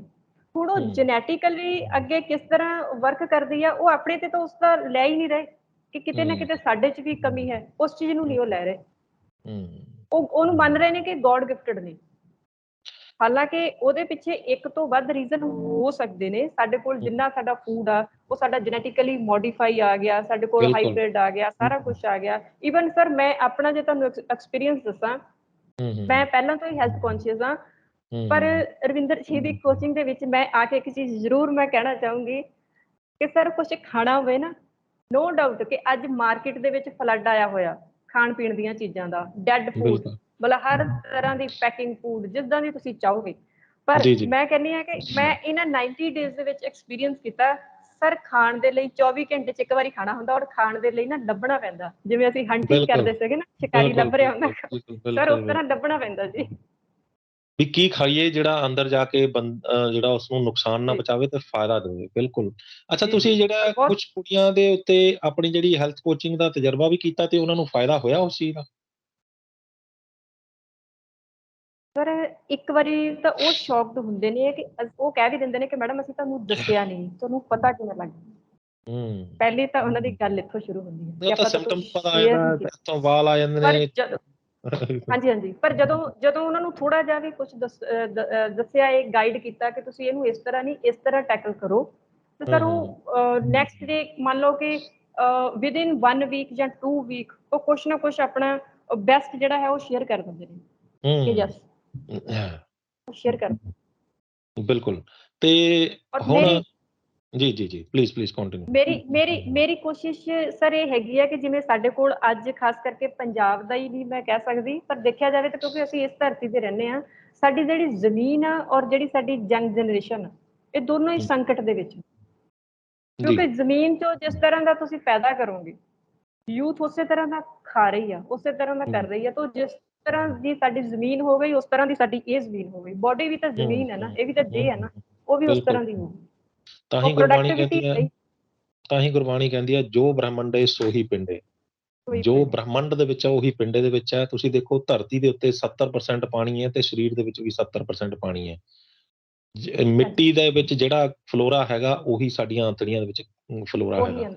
ਹਰ ਇੱਕ ਚੀਜ਼ ਜਿਹੜੀ ਬਾਹਰ ਆ ਉਹੀ ਸਾਡੇ ਅੰਦਰ ਆ। ਤੇ ਫਿਰ ਅਸੀਂ ਕਿਵੇਂ ਨਾ ਕਹੀਏ ਕਿ ਪੰਜ ਭੂਤਕ ਸਰੀਰ ਹੈਗਾ ਸਾਡਾ ਇਹ, ਤੇ ਜਿੱਥੋਂ ਆਇਆ ਤੇ ਉੱਥੇ ਹੀ ਮਿਲ ਜਾਣਾ ਤੇ ਉੱਥੇ ਹੀ ਖਤਮ ਹੋ ਜਾਣਾ। ਇਹ ਇੱਕ ਬਹੁਤ ਵੱਡਾ ਵਿਗਿਆਨ ਹੈ ਜਿਹੜੇ ਕਿ ਉਹ ਸਾਡੇ ਸਰ ਗੁਰੂ ਨੂੰ ਉਸ ਸਮਝਾ ਉਹ ਸਰ ਜਿਹੜੇ ਪੰਜ ਤੱਤ ਜਾਂ 5 ਐਲੀਮੈਂਟਸ ਦੀ ਅਸੀਂ ਗੱਲ ਕਰਦੇ ਹਾਂ, ਗਿਆ। ਅੱਜ ਉਹ ਬਿਲਕੁਲ ਸਾਡੇ ਬਾਹਰੀ ਰੂਪ 'ਚ ਵੀ ਖਰਾਬ ਹੋ ਚੁੱਕੇ ਨੇ ਤੇ ਇੰਟਰਨਲੀ ਵੀ ਖਰਾਬ ਹੋ ਚੁੱਕੇ ਨੇ। ਤਾਂ ਹੀ ਖਰਾਬ ਹੋਏ ਨਾ, ਇੰਟਰਨਲੀ ਤਾਂ ਹੀ ਖਰਾਬ ਹੋਏ ਜੇ ਬਾਹਰੀ ਖਰਾਬ ਹੋਏ ਨੇ। ਬਾਹਰੀ ਖਰਾਬ ਬਸ ਉਹੀ ਹੈ ਨਾ, ਉਹ ਸਾਬਤ ਬੈਲੈਂਸ ਹੋਇਆ ਅਗਰ ਨਾ, ਤੁਸੀਂ ਇਹ ਬਾਹਰਲੇ ਸਾਬਤ ਹੋਇਆ ਨਾ ਜੀ, ਇਹ ਸਾਬਤ ਹੋਇਆ ਕਿ ਜੋ ਬ੍ਰਹਮੰਡੇ ਸੋ ਹੀ ਪਿੰਡੇ। ਕੋਈ ਤਾਂ ਪਿੰਡੇ ਹੀ ਸਾਬਤ ਇਹੀ ਹੋਇਆ, ਚੀਜ਼ ਤਾਂ ਹੀ ਸਾਬਤ ਹੋਇਆ ਨਾ ਵੀ ਜੋ ਬਾਹਰ ਹੈ ਬਿਲਕੁਲ ਉਹੀ ਅੰਦਰ ਹੈ। ਬਾਹਰ ਖਰਾਬ ਹੋ ਗਿਆ ਤਾਂ ਫਿਰ ਅੰਦਰ ਵੀ ਖਰਾਬ ਹੋ ਗਿਆ। ਅੰਦਰ ਵੀ ਖਰਾਬ ਹੋ ਉਹੀ ਚੀਜ਼, ਇਸ ਲਈ ਜੀ ਇਹ ਇੱਕ ਵੱਡਾ ਸੰਕਟ ਹੈ। ਜੀ। ਤੇ ਹੁਣ ਹੁਣ ਆਈਏ ਆਪਾਂ ਕਿ ਜਦੋਂ ਤੁਸੀਂ ਇਹ ਹੈਲਥ ਕੋਚਿੰਗ ਲਈ ਹੈ, ਹੈਲਥ ਕੋਚਿੰਗ ਲੈਣ ਤੋਂ ਬਾਅਦ, ਹੈਲਥ ਕੋਚਿੰਗ ਲੈਣ ਤੋਂ ਪਹਿਲਾਂ ਪਰਿਵਾਰ ਦੇ ਵਿੱਚ ਇਸ ਬਾਰੇ ਕੋਈ ਡਿਸਕਸ ਕੀਤਾ ਗਿਆ ਜਾਂ ਫਿਰ ਪਰਿਵਾਰ ਦੇ ਵਿੱਚ ਕੋਈ ਇਸ ਤਰ੍ਹਾਂ ਦੀ ਕੋਈ ਗੱਲ ਹੋਈ ਵੀ ਇਹ ਤਾਂ ਕਿੱਥੇ ਤੁਸੀਂ ਅਕਾਦਮਿਕ ਫੀਲਡ ਦੇ ਵਿੱਚੋਂ ਤੇ ਕਿੱਥੇ ਤੁਸੀਂ ਸਿਹਤ ਵਾਲੇ ਫੀਲਡ ਚੋਂ, ਕੀ ਅੱਗੇ ਡਾਕਟਰੀ ਕਰਨ ਦੀ ਸਲਾਹ ਹੈ ਜਾਂ ਇਹ ਜੋ ਤੁਸੀਂ ਹਾਸਲ ਕੀਤਾ ਗਿਆਨ ਇਸ ਨੂੰ ਕਿਤੇ ਪ੍ਰੋਫੈਸ਼ਨਲ ਤੌਰ ਦੇ ਉੱਤੇ ਲਿਜਾਣ ਦੀ ਸਲਾਹ, ਇਹ ਕੀ ਤੁਹਾਡਾ ਪਲਾਨ ਕੀ ਹੈ ਫਿਊਚਰ ਵਿੱਚ? ਨਹੀਂ ਸਰ, ਇਸ ਤਰ੍ਹਾਂ ਦਾ ਕੁਛ ਨਹੀਂ ਹੈ, ਕਿਉਂਕਿ ਮੈਨੂੰ ਇਹ ਹੁੰਦਾ ਕਿ ਜਿੱਥੋਂ ਅਸੀਂ ਕੁਛ ਸਾਨੂੰ ਚੰਗਾ ਸਿੱਖਣ ਨੂੰ ਮਿਲਦਾ ਏ। ਮੇਰੇ ਮਦਰ ਨੇ ਤੇ ਮੇਰੇ ਐਕਚੁਅਲੀ ਜਿਹੜੇ ਫਾਦਰ ਨੇ ਉਹ ਇੰਡੀਅਨ ਆਰਮੀ ਦੇ ਵਿੱਚ ਸੀਗੇ। ਅਸੀਂ ਬਹੁਤ ਹਾਂਜੀ ਛੋਟੇ ਹਾਂ। ਸੀ ਜਦ ਉਹਨਾਂ ਦਾ ਟ੍ਰੇਨ ਐਕਸੀਡੈਂਟ ਹੋ ਗਿਆ ਸੀ, ਔਰ ਮੇਰੇ ਉਹ ਮਦਰ ਨੇ ਉਹਨਾਂ ਨੇ ਮੈਨੂੰ ਸਟੱਡੀ ਦੇ ਲਈ ਹਮੇਸ਼ਾ ਉਹਨਾਂ ਨੇ ਮੈਨੂੰ ਵੱਧ ਚੜ੍ਹ ਕੇ ਹਿੱਸਾ ਪਾਇਆ ਕਿ ਸਟੱਡੀ ਦੇ ਮਸਲੇ 'ਚ ਉਹਨਾਂ ਨੇ ਮੈਨੂੰ ਇਹੀ ਕਿਹਾ ਕਿ ਜਿੰਨਾ ਅੱਗੇ ਜਾ ਸਕਦੇ ਆ। ਜੀ ਉਹਨਾਂ ਨੇ ਕਦੇ ਮਨਾ ਨਹੀਂ ਕੀਤਾ ਉਹਨਾਂ ਨੇ। ਔਰ ਇਸ ਵਾਰ ਵੀ ਜਦੋਂ ਮੈਂ ਉਹਨਾਂ ਨੂੰ ਦੱਸਿਆ ਸੀ ਕਿ ਮੈਂ ਅੰਡਰ ਟ੍ਰੇਨਿੰਗ ਆ, ਮੈਂ ਇਹ ਵਾਲੀ ਟ੍ਰੇਨਿੰਗ ਲੈ ਰਹੀ ਹਾਂ, ਤੇ ਹੂੰ ਉਹਨਾਂ ਨੇ ਕਿਹਾ ਸੀ ਠੀਕ ਆ, ਉਹਨਾਂ ਨੇ ਕੁਛ ਉਹ ਨਹੀਂ ਕਿਹਾ। ਹਾਂ, ਅਗਰ ਤੁਸੀਂ ਪ੍ਰੋਫੈਸ਼ਨ ਦੀ ਗੱਲ ਕਰੋ ਸਰ, ਪ੍ਰੋਫੈਸ਼ਨਲੀ ਮੈਂ ਨਹੀਂ ਇਸ ਬਾਰੇ ਸੋਚਿਆ ਹੋਇਆ, ਕਿਉਂਕਿ ਮੈਨੂੰ ਪਤਾ ਹੈ ਕਿ ਮੇਰਾ ਜਿਹੜਾ ਲਾਈਫ ਦਾ ਹੈ ਕਿ ਮੈਂ as a research the field ਦੇ ਵਿੱਚ ਹਾਂ। ਸਾਡੇ ਕੋਲ ਹੂੰ ਸਟੂਡੈਂਟ ਆਉਂਦੇ ਨੇ, ਯੰਗ ਸਟੂਡੈਂਟ ਆਉਂਦੇ ਨੇ, ਤੁਸੀਂ ਦੇਖੋ ਕਿੰਨੇ ਸਟੂਡੈਂਟ ਨੇ ਜਿਹੜੇ ਸਾਡੇ ਹੂੰ ਹੱਥਾਂ ਚੋਂ ਪੀਜੀ ਪੀਐਚਡੀ ਕਰਕੇ ਪਤਾ ਨਹੀਂ ਕਿਤੇ ਕਿਤੇ ਜਾ ਕੇ ਉਹ ਸੈੱਟ ਹੋਣਗੇ। ਅਗਰ ਉਹਨਾਂ ਦੇ ਬਿਲਕੁਲ ਨਾਲ ਨਾਲ ਉਹਨਾਂ ਨੂੰ ਥੋੜੀ ਹੈਲਥ ਦੀ ਵੀ ਇਨਫੋਰਮੇਸ਼ਨ ਮਿਲੇ, ਉਹਦੀ ਵੀ ਜਾਣਕਾਰੀ ਮਿਲੇ, ਉਹ ਖਾਣ ਪੀਣ ਦੇ ਪ੍ਰਤੀ ਵੀ ਸੁਚੇਤ ਹੋਣ, ਸਾਡਾ ਹੂੰ ਆਚਾਰ ਵਿਹਾਰ ਸਾਰਾ ਕੁਝ ਅਗਰ ਬੈਲੈਂਸ ਦੇ ਵਿੱਚ ਹੋਏਗਾ ਤੇ ਅਸੀਂ ਇੱਕ ਹੈਲਦੀ, ਜਿਹਨੂੰ ਆਪਾਂ ਕਹਿੰਦੇ ਹਾਂ ਕਿ ਹੈਲਦੀ ਜਨਰੇਸ਼ਨ ਨੂੰ ਅੱਗੇ ਲੈ ਕੇ ਆਵਾਂਗੇ, ਜਿਹੜੇ ਕਿ ਸਾਡੇ ਲਈ ਸਾਡੀ ਫੀਲਡ ਦੇ ਵਿੱਚ, ਸਾਡੇ ਰਿਸਰਚ ਵਰਕ ਦੇ ਵਿੱਚ ਉਹ ਸਾਡੇ ਲਈ ਸਹਿਯੋਗ ਕਰਨਗੇ। ਮੇਰਾ ਇਹ ਠੀਕ ਵਿਜ਼ਨ ਹੈ। ਆ। ਪ੍ਰੋਫੈਸ਼ਨਲੀ ਸਰ ਇਹਦੇ 'ਚ ਮੇਰਾ ਕੋਈ ਵਿਜ਼ਨ ਨਹੀਂ। ਠੀਕ ਹੈ। ਤੇ ਰਵਿੰਦਰ ਸੈਨ ਤੋਂ ਕੋਚਿੰਗ ਲੈਣ ਦਾ ਜਿਹੜਾ ਉਹ ਤਜਰਬਾ ਕਿੱਦਾਂ ਦਾ ਰਿਹਾ? ਵਿੰਦਰ ਸੈਨ ਤੋਂ ਕੋਚਿੰਗ ਲੈਣ ਦਾ ਤਜਰਬਾ ਜਿਹੜਾ ਹੈ ਬਹੁਤ ਵਧੀਆ ਰਿਹਾ, ਔਰ ਸਭ ਤੋਂ ਵੱਡੀ ਉਹਨਾਂ ਦੀ ਜਿਹੜੀ ਗੱਲ ਹੈ, ਮੈਂ ਜਿਹੜੀ ਐਕਸਪੀਰੀਅੰਸ ਕੀਤੀ ਆ ਕੋਚਿੰਗ ਦੇ ਵਿੱਚ ਵੀ, ਜਦੋਂ ਉਹ ਸਾਨੂੰ ਦੱਸਦੇ ਨੇ, ਗਾਈਡ ਕਰਦੇ ਨੇ, ਉਹ ਇੱਕੋ ਗੱਲ ਤੇ ਜ਼ੋਰ ਦਿੰਦੇ ਨੇ ਕਿ ਤੁਸੀਂ ਕਦੇ ਵੀ ਕਿਸੇ ਦੀ ਡਿਜ਼ੀਜ਼ ਤੇ ਨਹੀਂ ਜਾਣਾ। ਹੂੰ ਡਿਜ਼ੀਜ਼ ਨੂੰ ਮਾਈਨਸ ਕਰ ਦਿਓ, ਉਹਦੀ ਰੂਟ ਕਾਜ਼ ਪਕੜ ਲਓ। ਹੂੰ ਔਰ ਰੂਟ ਕਾਜ਼ ਸਰ ਪਕੜਨ ਦਾ ਉਹਨਾਂ ਦਾ ਜਿਹੜਾ ਤਰੀਕਾ ਹੈ ਉਹ ਵੰਡਰਫੁਲ, ਹੂੰ ਔਰ ਇੰਨਾ ਅੱਛੇ ਢੰਗ ਦੇ ਨਾਲ ਉਹ ਬਿਨਾਂ ਕਿਸੇ ਮਤਲਬ ਈਵਨ ਮੈਨੂੰ ਲੱਗਦਾ ਹੈ ਕਿ ਅਗਰ ਜਿਹੜੇ ਉਹ ਹੈਲਥ ਕੋਚਿੰਗ ਦੇ ਵਿੱਚ ਜਿਹੜੇ ਉਹਨਾਂ ਹੈਲਥ ਕੋਚ ਨਹੀਂ ਸੌਰੀ, ਜਿਹੜੇ ਉਹਨਾਂ ਦੇ ਕੋਲੋਂ ਆਪਣਾ ਡਾਈਟ ਪਲਾਨ ਵੀ ਲੈਂਦੇ ਨੇ ਜਾਂ ਕਿਸੇ ਪ੍ਰੋਬਲਮ ਕਰਕੇ ਵੀ ਲੈਂਦੇ ਨੇ, ਮੈਨੂੰ ਨਹੀਂ ਲੱਗਦਾ ਉਹਨਾਂ ਨੇ ਸ਼ੇਅਰ ਕੀਤਾ ਹੋਵੇਗਾ ਕਿ ਤੁਹਾਡੀ ਆਹ ਪ੍ਰੋਬਲਮ ਆ, ਇਹ ਤਾਂ ਇੰਨੀ ਵਧੀ ਹੋਈ ਹੈ ਜੀ, ਇਸ ਤਰ੍ਹਾਂ ਹੋ ਗਿਆ, ਉਸ ਤਰ੍ਹਾਂ ਹੋ ਗਿਆ, ਨਥਿੰਗ ਲਾਈਕ ਦੈਟ। ਉਹ ਬਹੁਤ ਹੂੰ ਕੂਲ ਤਰੀਕੇ ਦੇ ਨਾਲ, ਬਹੁਤ ਅੱਛੇ ਢੰਗ ਦੇ ਨਾਲ, ਔਰ ਪੂਰਾ ਰਿਸਰਚ ਬੇਸਡ ਡਾਟਾ ਦੇ ਅਕੋਰਡਿੰਗ ਉਹਨਾਂ ਨੇ ਸਾਰੀ ਦੀ ਸਾਰੀ ਉਹ ਟ੍ਰੇਨਿੰਗ ਦਿੱਤੀ ਹੈ। ਈਵਨ ਮੈਂ ਤੁਹਾਨੂੰ ਦੱਸਣਾ ਚਾਹੂੰਗੀ ਕਿ ਜਦੋਂ ਮੈਂ ਸਟਾਰਟ ਕੀਤਾ ਸੀ ਤਾਂ ਮੈਂ ਉਹਨਾਂ ਨੂੰ ਸਟਾਰਟਿੰਗ 'ਚ ਇਹ ਗੱਲ ਕਹੀ ਸੀ, ਮੈਂ ਕਿਹਾ ਸਰ ਬਾਕੀ ਤਾਂ ਠੀਕ ਹੈ ਜੀ, ਮੈਨੂੰ ਕਿਤਾਬਾਂ ਪੜ੍ਹਨ ਦਾ ਸ਼ੌਂਕ ਆ, ਮੈਨੂੰ ਇੱਕ ਦੋ ਕਿਤਾਬਾਂ ਜ਼ਰੂਰ ਦੱਸ ਦਿਓ। ਹੂੰ ਮੈਂ ਮੇਰੀ ਇਹੀ ਮੇਰਾ ਸਟਾਰਟਿੰਗ ਅਗਲਾ ਇਹੀ ਸਵਾਲ ਹੋਈ। ਮੇਰਾ ਅਗਲਾ ਸਵਾਲ ਵੀ ਇਹੀ ਸੀਗਾ ਕਿ ਇਹਦਾ ਕੀ ਕੋਈ ਸਿਲੇਬਸ ਸੀਗਾ ਤੁਹਾਡੇ ਕੋਲੇ, ਵੀ ਜਿੱਦਾਂ ਕਹਿੰਦਾ ਵੀ ਪਹਿਲਾਂ ਸਿਲੇਬਸ ਮਿਲਦਾ, ਫਿਰ ਉਹਦੇ ਕਿਤਾਬਾਂ ਕਾਪੀਆਂ ਖਰੀਦ ਕੇ ਲਿਆਉਣੀਆਂ ਪੈਂਦੀਆਂ, ਫਿਰ ਉਹਦੇ 'ਚ ਤੁਹਾਨੂੰ ਡੇਲੀ ਬੇਸਿਸ ਦੇ ਉੱਤੇ ਜਿਹੜੇ ਉਹ ਆਪਣਾ ਨੋਟਸ ਲੈਣੇ ਪੈਂਦੇ ਨੇ, ਇਹ ਕੋਈ ਏਦਾਂ ਦਾ ਕੋਈ ਸਿਸਟਮ ਸੀਗਾ ਜਾਂ ਫਿਰ ਕੁਛ ਹੋਰ ਹੀ ਸੀਗਾ? ਨਹੀਂ ਸਰ, ਉਹਨਾਂ ਨੇ ਸਾਨੂੰ ਕੋਈ ਕਿਸੇ ਤਰ੍ਹਾਂ ਦੀ ਕੋਈ ਬੁੱਕ ਉਹਨਾਂ ਨੂੰ ਮੈਂ ਆਪਣੀ ਇੱਛਾ ਦੇ ਲਈ ਕਹੀ ਸੀ ਕਿ ਮੈਂ ਪੜ੍ਹਨਾ ਚਾਹੁੰਦੀ ਹਾਂ। ਅਦਰਵਾਈਜ਼ ਉਹਨਾਂ ਨੇ ਆਪਣੀ ਕੋਚਿੰਗ ਦੇ ਵਿੱਚ ਕੋਈ ਬੁੱਕ ਨਹੀਂ ਰਿਕਮੈਂਡ ਕਰੀ, ਕੁਛ ਨਹੀਂ ਕਰਿਆ। ਉਹਨਾਂ ਨੇ ਆਪਣਾ ਜੋ ਉਹਨਾਂ ਦਾ 14-15 ਸਾਲ ਦਾ ਐਕਸਪੀਰੀਅੰਸ ਆ, ਜੋ ਕੁਛ ਉਹਨਾਂ ਨੇ ਗੇਨ ਕੀਤਾ, ਜਿੰਨਾ ਉਹਨਾਂ ਦਾ ਰਿਸਰਚ ਵਰਕ ਆ, ਉਹ ਸਾਰਾ ਉਹਨਾਂ ਨੇ ਇਕੱਠਾ ਕਰਕੇ ਉਹ ਵੀਡੀਓਜ਼ ਦੇ ਵਿੱਚ ਸਾਨੂੰ ਦੇ ਦਿੱਤਾ। ਔਰ ਜਿੱਥੇ ਕਦੀ ਕਿਸੇ ਦੀ ਕੋਈ ਪ੍ਰੋਬਲਮ ਆਉਂਦੀ ਸੀ, ਤੁਸੀਂ ਉਹਨਾਂ ਨੂੰ ਕਾਲ ਕਰ ਸਕਦੇ ਹੋ, ਉਹਨਾਂ ਨੂੰ ਪੁੱਛ ਸਕਦੇ ਹੋ। ਅਗਰ ਕੋਈ ਪ੍ਰੋਬਲਮ ਨਹੀਂ ਕਲੀਅਰ ਹੋ ਰਹੀ, ਵੀਡੀਓ ਤੋਂ ਵੀ ਨਹੀਂ ਹੋ ਰਹੀ, ਤਾਂ then you can ask any time. Good. ਤੇ ਮਤਲਬ ਤੁਸੀਂ ਹੁਣ ਸੈਟਿਸਫਾਈਡ ਹੋ ਕਿ ਹਾਲੇ ਤੁਸੀਂ ਇੰਟਰਨਸ਼ਿਪ ਕਰਨਾ ਚਾਹ ਰਹੇ ਹੋ ਨਾਲ-ਨਾਲ ਵੀ ਕੁਛ ਸਰ ਚੱਲ ਰਹੀ ਹੈ ਜੀ, ਤਜਰਬਾ? ਚੱਲ ਰਹੀ ਹੈ ਇੰਟਰਨਸ਼ਿਪ ਚੱਲ ਰਹੀ ਹੈ। ਮਤਲਬ ਕੁਛ ਪੇਸ਼ੈਂਟਸ ਦੇ ਉੱਤੇ ਤੁਹਾਨੂੰ ਲੱਗੇ ਵੀ ਹਾਂ ਮੈਨੂੰ ਇਹਨੂੰ ਹਾਂਜੀ, ਹਾਂਜੀ। ਇਲਾਜ ਕਰਨਾ ਕਿਵੇਂ ਹੈ ਜਾਂ ਉਹਦਾ ਕੀ ਕੇਸ ਹਿਸਟਰੀ ਕਿੱਦਾਂ ਹੈ ਤਾਂ ਉਹਨੂੰ ਠੀਕ ਕਰਨਾ ਕਿਵੇਂ ਕਰਨਾ ਉਹ ਸਾਡਾ ਚੱਲ ਰਿਹਾ ਸਰ ਨਾਲ ਹੈ। ਜੀ, ਜੀ, ਇੰਟਰਨਸ਼ਿਪ ਚੱਲ ਰਹੀ ਆ ਔਰ ਸਰ ਇਹਦੇ ਵਿੱਚ ਮੈਂ ਇੱਕ ਗੱਲ ਜ਼ਰੂਰ ਕਹਿਣਾ ਚਾਹੂੰਗੀ ਕਿ ਜਦੋਂ ਅਸੀਂ ਕਿਸੇ ਵੀ ਚੀਜ਼ ਦਾ ਐਕਸਪੀਰੀਅੰਸ ਕਰਦੇ ਆ ਨਾ ਅਸੀਂ ਇਹੀ ਕਹਿੰਦੇ ਆ ਕਿ ਸਭ ਤੋਂ ਪਹਿਲਾਂ ਆਪਣੇ ਆਪ ਤੋਂ ਸ਼ੁਰੂ ਕਰਦੇ ਆ। ਹੂੰ ਠੀਕ ਹੈ ਜੀ। ਤੇ ਮੈਨੂੰ ਲੱਗਦਾ ਵੀ ਉਹ 90 ਦਿਨਾਂ 'ਚ ਜਿੰਨੇ ਕੁ ਐਕਸਪੀਰੀਅੰਸ ਮੈਂ ਕੀਤੇ ਨੇ ਹੂੰ ਹੂੰ ਆਪਣੀ ਬੋਡੀ ਤੇ ਔਰ ਉਹਦਾ ਓਵਰਆਲ ਜਿੰਨਾ ਇੰਪੈਕਟ ਦੇਖਦੇ ਆ ਇੱਕ ਹੈਲਥ ਕੋਚ ਹੋਣ ਦੇ ਨਾਤੇ ਸਾਨੂੰ ਪਹਿਲਾਂ ਪਤਾ ਲੱਗ ਜਾਂਦਾ ਕਿ ਅਗਰ ਅਸੀਂ ਆਪਣੇ ਕਲਾਇੰਟ ਨੂੰ ਆਹ ਚੀਜ਼ ਦਵਾਂਗੇ ਉਹਦੀ ਬੋਡੀ ਤੇ ਆਹ ਇੰਪੈਕਟ ਪਏਗਾ, ਆਹ ਦਵਾਂਗੇ ਆਹ ਪਏਗਾ, ਇਸ ਤਰ੍ਹਾਂ ਹੋਏਗਾ ਤਾਂ ਇਸ ਤਰ੍ਹਾਂ ਹੋਏਗਾ। ਉਹ ਸਾਰਾ ਹੂੰ ਇੱਕ ਇਹ ਜਿਹੜੀ ਲੈਬ ਹੈ ਨਾ ਸਾਡੀ, ਇਹ ਵਾਲੀ ਲੈਬ ਜਿਹੜੀ ਬੋਡੀ ਆ, ਇਸ ਤੋਂ ਉੱਪਰ ਕੁਝ ਨਹੀਂ ਹੈ ਸਰ। ਬਿਲਕੁਲ ਬਿਲਕੁਲ ਬਿਲਕੁਲ ਬਿਲਕੁਲ ਇਹ ਤਾਂ ਰਿਸਪੌਂਸ ਹੀ ਕਰਦੀ। ਤਾਂ ਹੀ ਮੈਂ ਅਕਸਰ ਜਿਹੜਾ ਬਿਮਾਰ ਹੁੰਦਾ ਮੈਨੂੰ ਅਕਸਰ ਕਈ ਵਾਰੀ ਸਵਾਲ ਪੁੱਛ ਲੈਣਾ ਹੁੰਦਾ ਕਿ ਤੁਹਾਡੀ ਬੋਡੀ ਜਿਹੜੀ ਹੈ ਇਹ ਕਿਸੇ ਲੈਬੋਰਟਰੀ 'ਚ ਬਣੀ ਹੈ। ਉਹ ਕਹਿੰਦਾ ਨਹੀਂ ਜੀ। ਤੇ ਮੈਂ ਫਿਰ ਉਹਨੂੰ ਨਾਲ ਦਿਆਂ ਪੁੱਛ ਲੈਂਦਾ ਫਿਰ ਲੈਬੋਰਟਰੀ 'ਚ ਨਹੀਂ ਬਣੀ ਹੋਈ ਬੋਡੀ ਦੇ ਉੱਤੇ ਲੈਬੋਰਟਰੀ 'ਚ ਬਣੀਆਂ ਹੋਈਆਂ ਚੀਜ਼ਾਂ ਜਿਹੜੀਆਂ ਦਵਾਈਆਂ ਕਿਵੇਂ ਅਸਰ ਕਰ ਜਾਣ ਤੇ ਫਿਰ ਉਹਦੇ ਕੋਲ ਕੋਈ ਜਵਾਬ ਨਹੀਂ ਹੁੰਦਾ। ਸੋ ਲਿਹਾਜ਼ਾ ਜੇਕਰ ਆਪਣੀ ਬੋਡੀ ਲੈਬੋਰਟਰੀ 'ਚ ਨਹੀਂ ਬਣੀ ਹੋਈ ਤਾਂ ਫਿਰ ਇਹ ਠੀਕ ਵੀ ਜਿਹੜੀ ਆ ਉਹਨਾਂ ਚੀਜ਼ਾਂ ਨਾਲ ਹੀ ਹੋਏਗੀ ਜਿਨ੍ਹਾਂ ਤੋਂ ਉਹ ਬਣੀ ਹੋਈ ਹੈ। ਕੁਦਰਤੀ ਚੀਜ਼ ਕੁਦਰਤ ਤੋਂ ਬਣੀ ਹੋਈ ਹੈ ਤੇ ਕੁਦਰਤ ਨਾਲ ਹੀ ਕੁਦਰਤੀ ਚੀਜ਼ਾਂ ਨਾਲ ਹੀ ਉਹ ਠੀਕ ਹੋਏਗੀ। ਤੇ ਸਰ ਇੱਕ ਚੀਜ਼ ਮੈਂ ਇਹਦੇ 'ਚ ਹੋਰ ਐਡ ਕਰਨਾ ਚਾਹੂੰਗੀ ਕਿ ਅੱਜ ਅਸੀਂ ਕਹਿ ਰਹੇ ਹਾਂ ਕਿ ਸਾਡੇ ਕੋਲ ਲੈਬਸ ਦੇ ਵਿੱਚ ਬਹੁਤ ਕੁਝ ਆ ਗਿਆ ਜਾਂ ਮੈਂ ਕਿਸੇ ਤਰ੍ਹਾਂ ਦਾ ਕੋਈ ਕਿੰਤੂ ਪਰੰਤੂ ਨਹੀਂ ਇਹਦੇ ਤੇ ਕਰ ਰਹੀ, ਬਟ ਮੈਂ ਇਹ ਕਹਿੰਦੀ ਕਿ ਅਸੀਂ ਲਾਈਫ ਜਿਉਣ ਦਾ ਸਾਡਾ ਜਿਹੜਾ ਤਰੀਕਾ ਸਿੱਖਣਾ ਹੋਵੇ ਤਾਂ ਸਾਡੇ ਕੋਲ ਜਿੰਨੇ ਇਸ ਟਾਈਮ ਤੇ ਮੰਨ ਲਓ ਸਾਡੇ ਕੋਲ ਫੋਰੈਸਟ ਦਾ ਏਰੀਆ ਹੈ ਜਾਂ ਹੋਰ ਹੈਗਾ ਏ, ਉਹਦੇ ਵਿੱਚ ਅਸੀਂ ਦੇਖਦੇ ਕਿ ਜਿੰਨੇ ਵੀ ਐਨੀਮਲਸ ਹੈਗੇ ਨੇ ਉਹ ਅੱਜ ਵੀ ਉਹਨਾਂ ਦੀ ਜਿਹੜੀ ਲਾਈਫ ਆ ਉਹ ਬਿਲਕੁਲ ਨੈਚੁਰਲ ਹੁੰਦੀ ਆ। ਉਹਨਾਂ ਬਿਲਕੁਲ ਨੂੰ ਬਿਲਕੁਲ ਕਿਸੇ ਚੀਜ਼ ਦੀ ਕਿਸੇ ਵੀ ਐਕਸਟਰਾ ਚੀਜ਼ ਦੀ ਜ਼ਰੂਰਤ ਨਹੀਂ ਪੈਂਦੀ। ਔਰ ਸਰ ਅਗਰ ਤੁਸੀਂ ਆਪਣੀ ਬੋਡੀ ਨੂੰ ਸਮਝ ਲਿਆ, ਬੋਡੀ ਦੀ ਪੂਰੀ ਸਾਇੰਸ ਨੂੰ ਸਮਝ ਲਿਆ ਤਾਂ ਅਸੀਂ ਉਸੇ ਦੇ ਬਰਾਬਰ ਆ ਜਾਂਦੇ, ਤੁਹਾਨੂੰ ਕੁਝ ਵੀ ਕਰਨ ਦੀ ਲੋੜ ਨਹੀਂ ਪੈਂਦੀ। ਤੁਸੀਂ ਬਿਲਕੁਲ ਕਿਸੇ ਬਿਲਕੁਲ ਵੀ ਲੈਬੋਰਟਰੀ ਦੇ ਵਿੱਚ ਜਾ ਕੇ ਕੋਈ ਟੈਸਟ ਕਰਾਉਂਦੇ ਆ। ਅੱਛਾ ਰਵਿੰਦਰ ਸੈਨ ਜੀ ਦੀ ਇੱਕ ਗੱਲ ਹੋਰ ਖਾਸੀਅਤ ਆ ਸਰ, ਲੈਬੋਰਟਰੀ ਦੇ ਵਿੱਚ ਅਗਰ ਆਪਾਂ ਕੋਈ ਟੈਸਟ ਕਰਵਾਉਂਦੇ ਆ, ਬਲੱਡ ਸੈਂਪਲ ਦਿੰਦੇ ਆ ਔਰ ਉਹਦੇ ਵਿੱਚ ਸਾਡੇ ਕੋਲ ਕੀ ਆ ਕਿ ਜਦੋਂ ਤੁਹਾਡੀ ਬੋਡੀ ਦੇ ਵਿੱਚ ਉਹ ਚੀਜ਼ ਆ ਗਈ, ਪ੍ਰੋਬਲਮ ਕ੍ਰੀਏਟ ਹੋ ਗਈ, ਉਹ ਤੁਹਾਡੇ ਬਲੱਡ 'ਚ ਉਦੋਂ ਹੀ ਉਹ ਸੈਂਪਲ ਦੇ ਵਿੱਚ ਆਏਗੀ। ਬਿਲਕੁਲ ਠੀਕ ਹੈ। ਆਏਗੀ। ਔਰ ਉਹਨਾਂ ਦੀ ਖਾਸੀਅਤ ਇਹ ਹੈ ਕਿ ਪ੍ਰੋਬਲਮ ਆਈ ਨਹੀਂ ਅਜੇ, ਉਹ ਸਿੰਪਟਮ ਨਹੀਂ ਦੇ ਰਹੀ ਤੁਹਾਨੂੰ ਬਾਹਰੀ, ਪਰ ਅੰਦਰ ਹੈ, ਬੋਡੀ 'ਚ ਹੈ। ਕਿਉਂਕਿ ਕੋਈ ਵੀ ਪ੍ਰੋਬਲਮ ਹੈ ਉਹ ਇੱਕਦਮ ਅਗਰ ਸਟਾਰਟ ਹੋ ਗਈ ਤਾਂ ਉਹ ਬਾਹਰ ਨਹੀਂ ਆਏਗੀ, ਉਹਨੂੰ ਆਉਣ ਲਈ ਵੀ ਟਾਈਮ ਲੱਗੇਗਾ, ਉਹਨੂੰ ਜਾਣ ਲਈ ਵੀ ਟਾਈਮ ਲੱਗੇਗਾ। ਤੇ ਉਹ ਇਸ ਚੀਜ਼ਾਂ ਨੂੰ ਪਹਿਲਾਂ ਸਮਝ ਲੈਂਦੇ ਨੇ ਔਰ ਪਹਿਲਾਂ ਸਮਝਾ ਦਿੰਦੇ ਨੇ। ਔਰ ਹੈਲਥ ਕੋਚਿੰਗ ਦੇ ਵਿੱਚ ਅਸੀਂ ਇਹੀ ਚੀਜ਼ਾਂ ਸਿੱਖੀਆਂ ਨੇ ਕਿ ਬਿਲਕੁਲ ਜੀ। ਉਹ ਆਉਣ ਤੋਂ ਪਹਿਲਾਂ ਲੀਵਰ ਜਿਹੜੀ ਹੈ, ਲੀਵਰ ਇੱਕ ਅਜਿਹਾ ਗਲੈਂਡ ਹੈ ਜਿਹੜਾ ਕਿ ਜਦ ਤੱਕ 70% ਖਰਾਬ ਨਹੀਂ ਹੋ ਜਾਂਦਾ ਉਦੋਂ ਤੱਕ ਕਿਸੇ ਟੈਸਟ ਦੇ ਵਿੱਚ ਵੀ ਨਹੀਂ ਆਉਂਦਾ। ਤੇ ਨਹੀਂ ਆਉਂਦਾ। ਲੀਵਰ ਦੀ ਖਰਾਬੀ ਨੂੰ ਪਤਾ ਕਰਾਉਣ ਲਈ ਜਿਹੜੀਆਂ ਬਹੁਤ ਸਾਰੀਆਂ ਚੀਜ਼ਾਂ ਨੇ ਜਿਹੜੀਆਂ ਰਵਿੰਦਰ ਸੈਨ ਜੀ ਨੂੰ ਬਖੂਬੀ ਪਤਾ ਨੇ ਤੇ ਉਹ ਇੱਥੋਂ ਹੀ ਉਹ ਅਕਸਰ ਜਿਹੜਾ ਉਹ ਲਿਵਰ ਦੇ ਉੱਤੇ ਬਹੁਤ ਜ਼ਿਆਦਾ ਜ਼ੋਰ ਦਿੰਦੇ ਨੇ ਕਿ ਲਿਵਰ ਤੋਂ ਆਹ ਚੀਜ਼ ਖਰਾਬ ਹੋ ਜਾਂਦੀ ਹੈ, ਲਿਵਰ ਨਾਲ ਉਹ ਚੀਜ਼ ਖਰਾਬ ਹੋ ਜਾਂਦੀ ਹੈ, ਉਹ ਚੀਜ਼ ਖਰਾਬ ਹੁੰਦੀ ਹੈ। ਉਹਨਾਂ ਦੀ ਬਿਲਕੁਲ ਸੱਚਾਈ ਵੀ ਹੈ ਕਿਉਂਕਿ ਲਿਵਰ ਦੇ ਤੋਂ ਹੀ ਜਿਹੜੀ ਆ ਉਹ ਸਾਰੀ ਪਹਿਲਾ ਬੈਰੀਅਰ ਜਿਹੜਾ ਬੋਡੀ ਦੇ ਅੰਦਰ ਆ ਉਹ ਲਿਵਰ ਹੀ ਹੈ। ਸਾਰਾ ਹਮਲਾ ਜਿਹੜਾ ਬਾਹਰਲਾ ਉਹ ਲਿਵਰ ਨੇ ਹੀ ਝੱਲਣਾ ਹੈਗਾ। ਲਿਹਾਜ਼ਾ ਫਿਰ ਬਿਮਾਰੀਆਂ ਵੀ ਉੱਥੋਂ ਹੀ ਸ਼ੁਰੂ ਹੋਣੀਆਂ ਨੇ ਤੇ ਫੈਟੀ ਲਿਵਰ ਜਦੋਂ ਸਟਾਰਟ ਹੁੰਦਾ ਤੇ ਉਸ ਤੋਂ ਬਾਅਦ ਹੀ ਬਿਮਾਰੀਆਂ ਜਿਹੜੀਆਂ ਅੱਗੇ ਵਧਣੀਆਂ ਸ਼ੁਰੂ ਹੁੰਦੀਆਂ। ਈਵਨ ਸਰ ਅਸੀਂ ਦੇਖਦੇ ਹਾਂ ਕਿ ਬਹੁਤ ਹੀ ਕਾਮਨ ਚੀਜ਼ ਜਿਹੜੀ ਹੈ ਅੱਜ ਦੇ ਟਾਈਮ ਦੇ ਵਿੱਚ ਬਹੁਤ ਕਾਮਨ ਹੋ ਗਈ। ਆਪਾਂ ਦੇਖਦੇ ਹਾਂ ਕਿ ਹਰ ਪਰਸਨ ਅੱਜ ਕੱਲ੍ਹ ਜਿਹਨਾਂ ਨੂੰ ਕੈਂਸਰ ਹੁੰਦਾ ਉਹ ਇਹ ਗੱਲ ਕਹਿ ਦਿੰਦੇ ਨੇ ਕਿ ਪਹਿਲਾਂ ਤਾਂ ਕਦੇ ਉਹਨਾਂ ਨੂੰ ਕੋਈ ਪ੍ਰੋਬਲਮ ਹੋਈ ਨਹੀਂ ਜੀ, ਫਿਜ਼ੀਕਲੀ ਕਦੇ ਕੋਈ ਪ੍ਰੋਬਲਮ ਨਹੀਂ ਹੋਈ ਹੈਗੀ, ਪਰ ਜਦੋਂ ਕੈਂਸਰ ਡਾਇਗਨੋਸ ਹੁੰਦਾ ਜੀ ਉਹ 4th ਸਟੇਜ ਤੇ ਹੁੰਦਾ। ਬਿਲਕੁਲ। ਕਿਉਂ? ਬੋਡੀ ਨੇ ਰਿਸਪੌਂਸ ਹੀ ਨਹੀਂ ਕੀਤਾ ਕੋਈ ਵੀ, ਹਾਂ। ਬੋਡੀ ਰਿਸਪੌਂਸ ਨਹੀਂ ਕਰ ਰਹੀ ਕੋਈ ਵੀ, ਔਰ ਉਹ ਸਟੇਜ ਜਿਹੜੀ ਉਹ 4th ਹੁੰਦੀ ਹੈ। ਬਿਲਕੁਲ ਬਿਲਕੁਲ।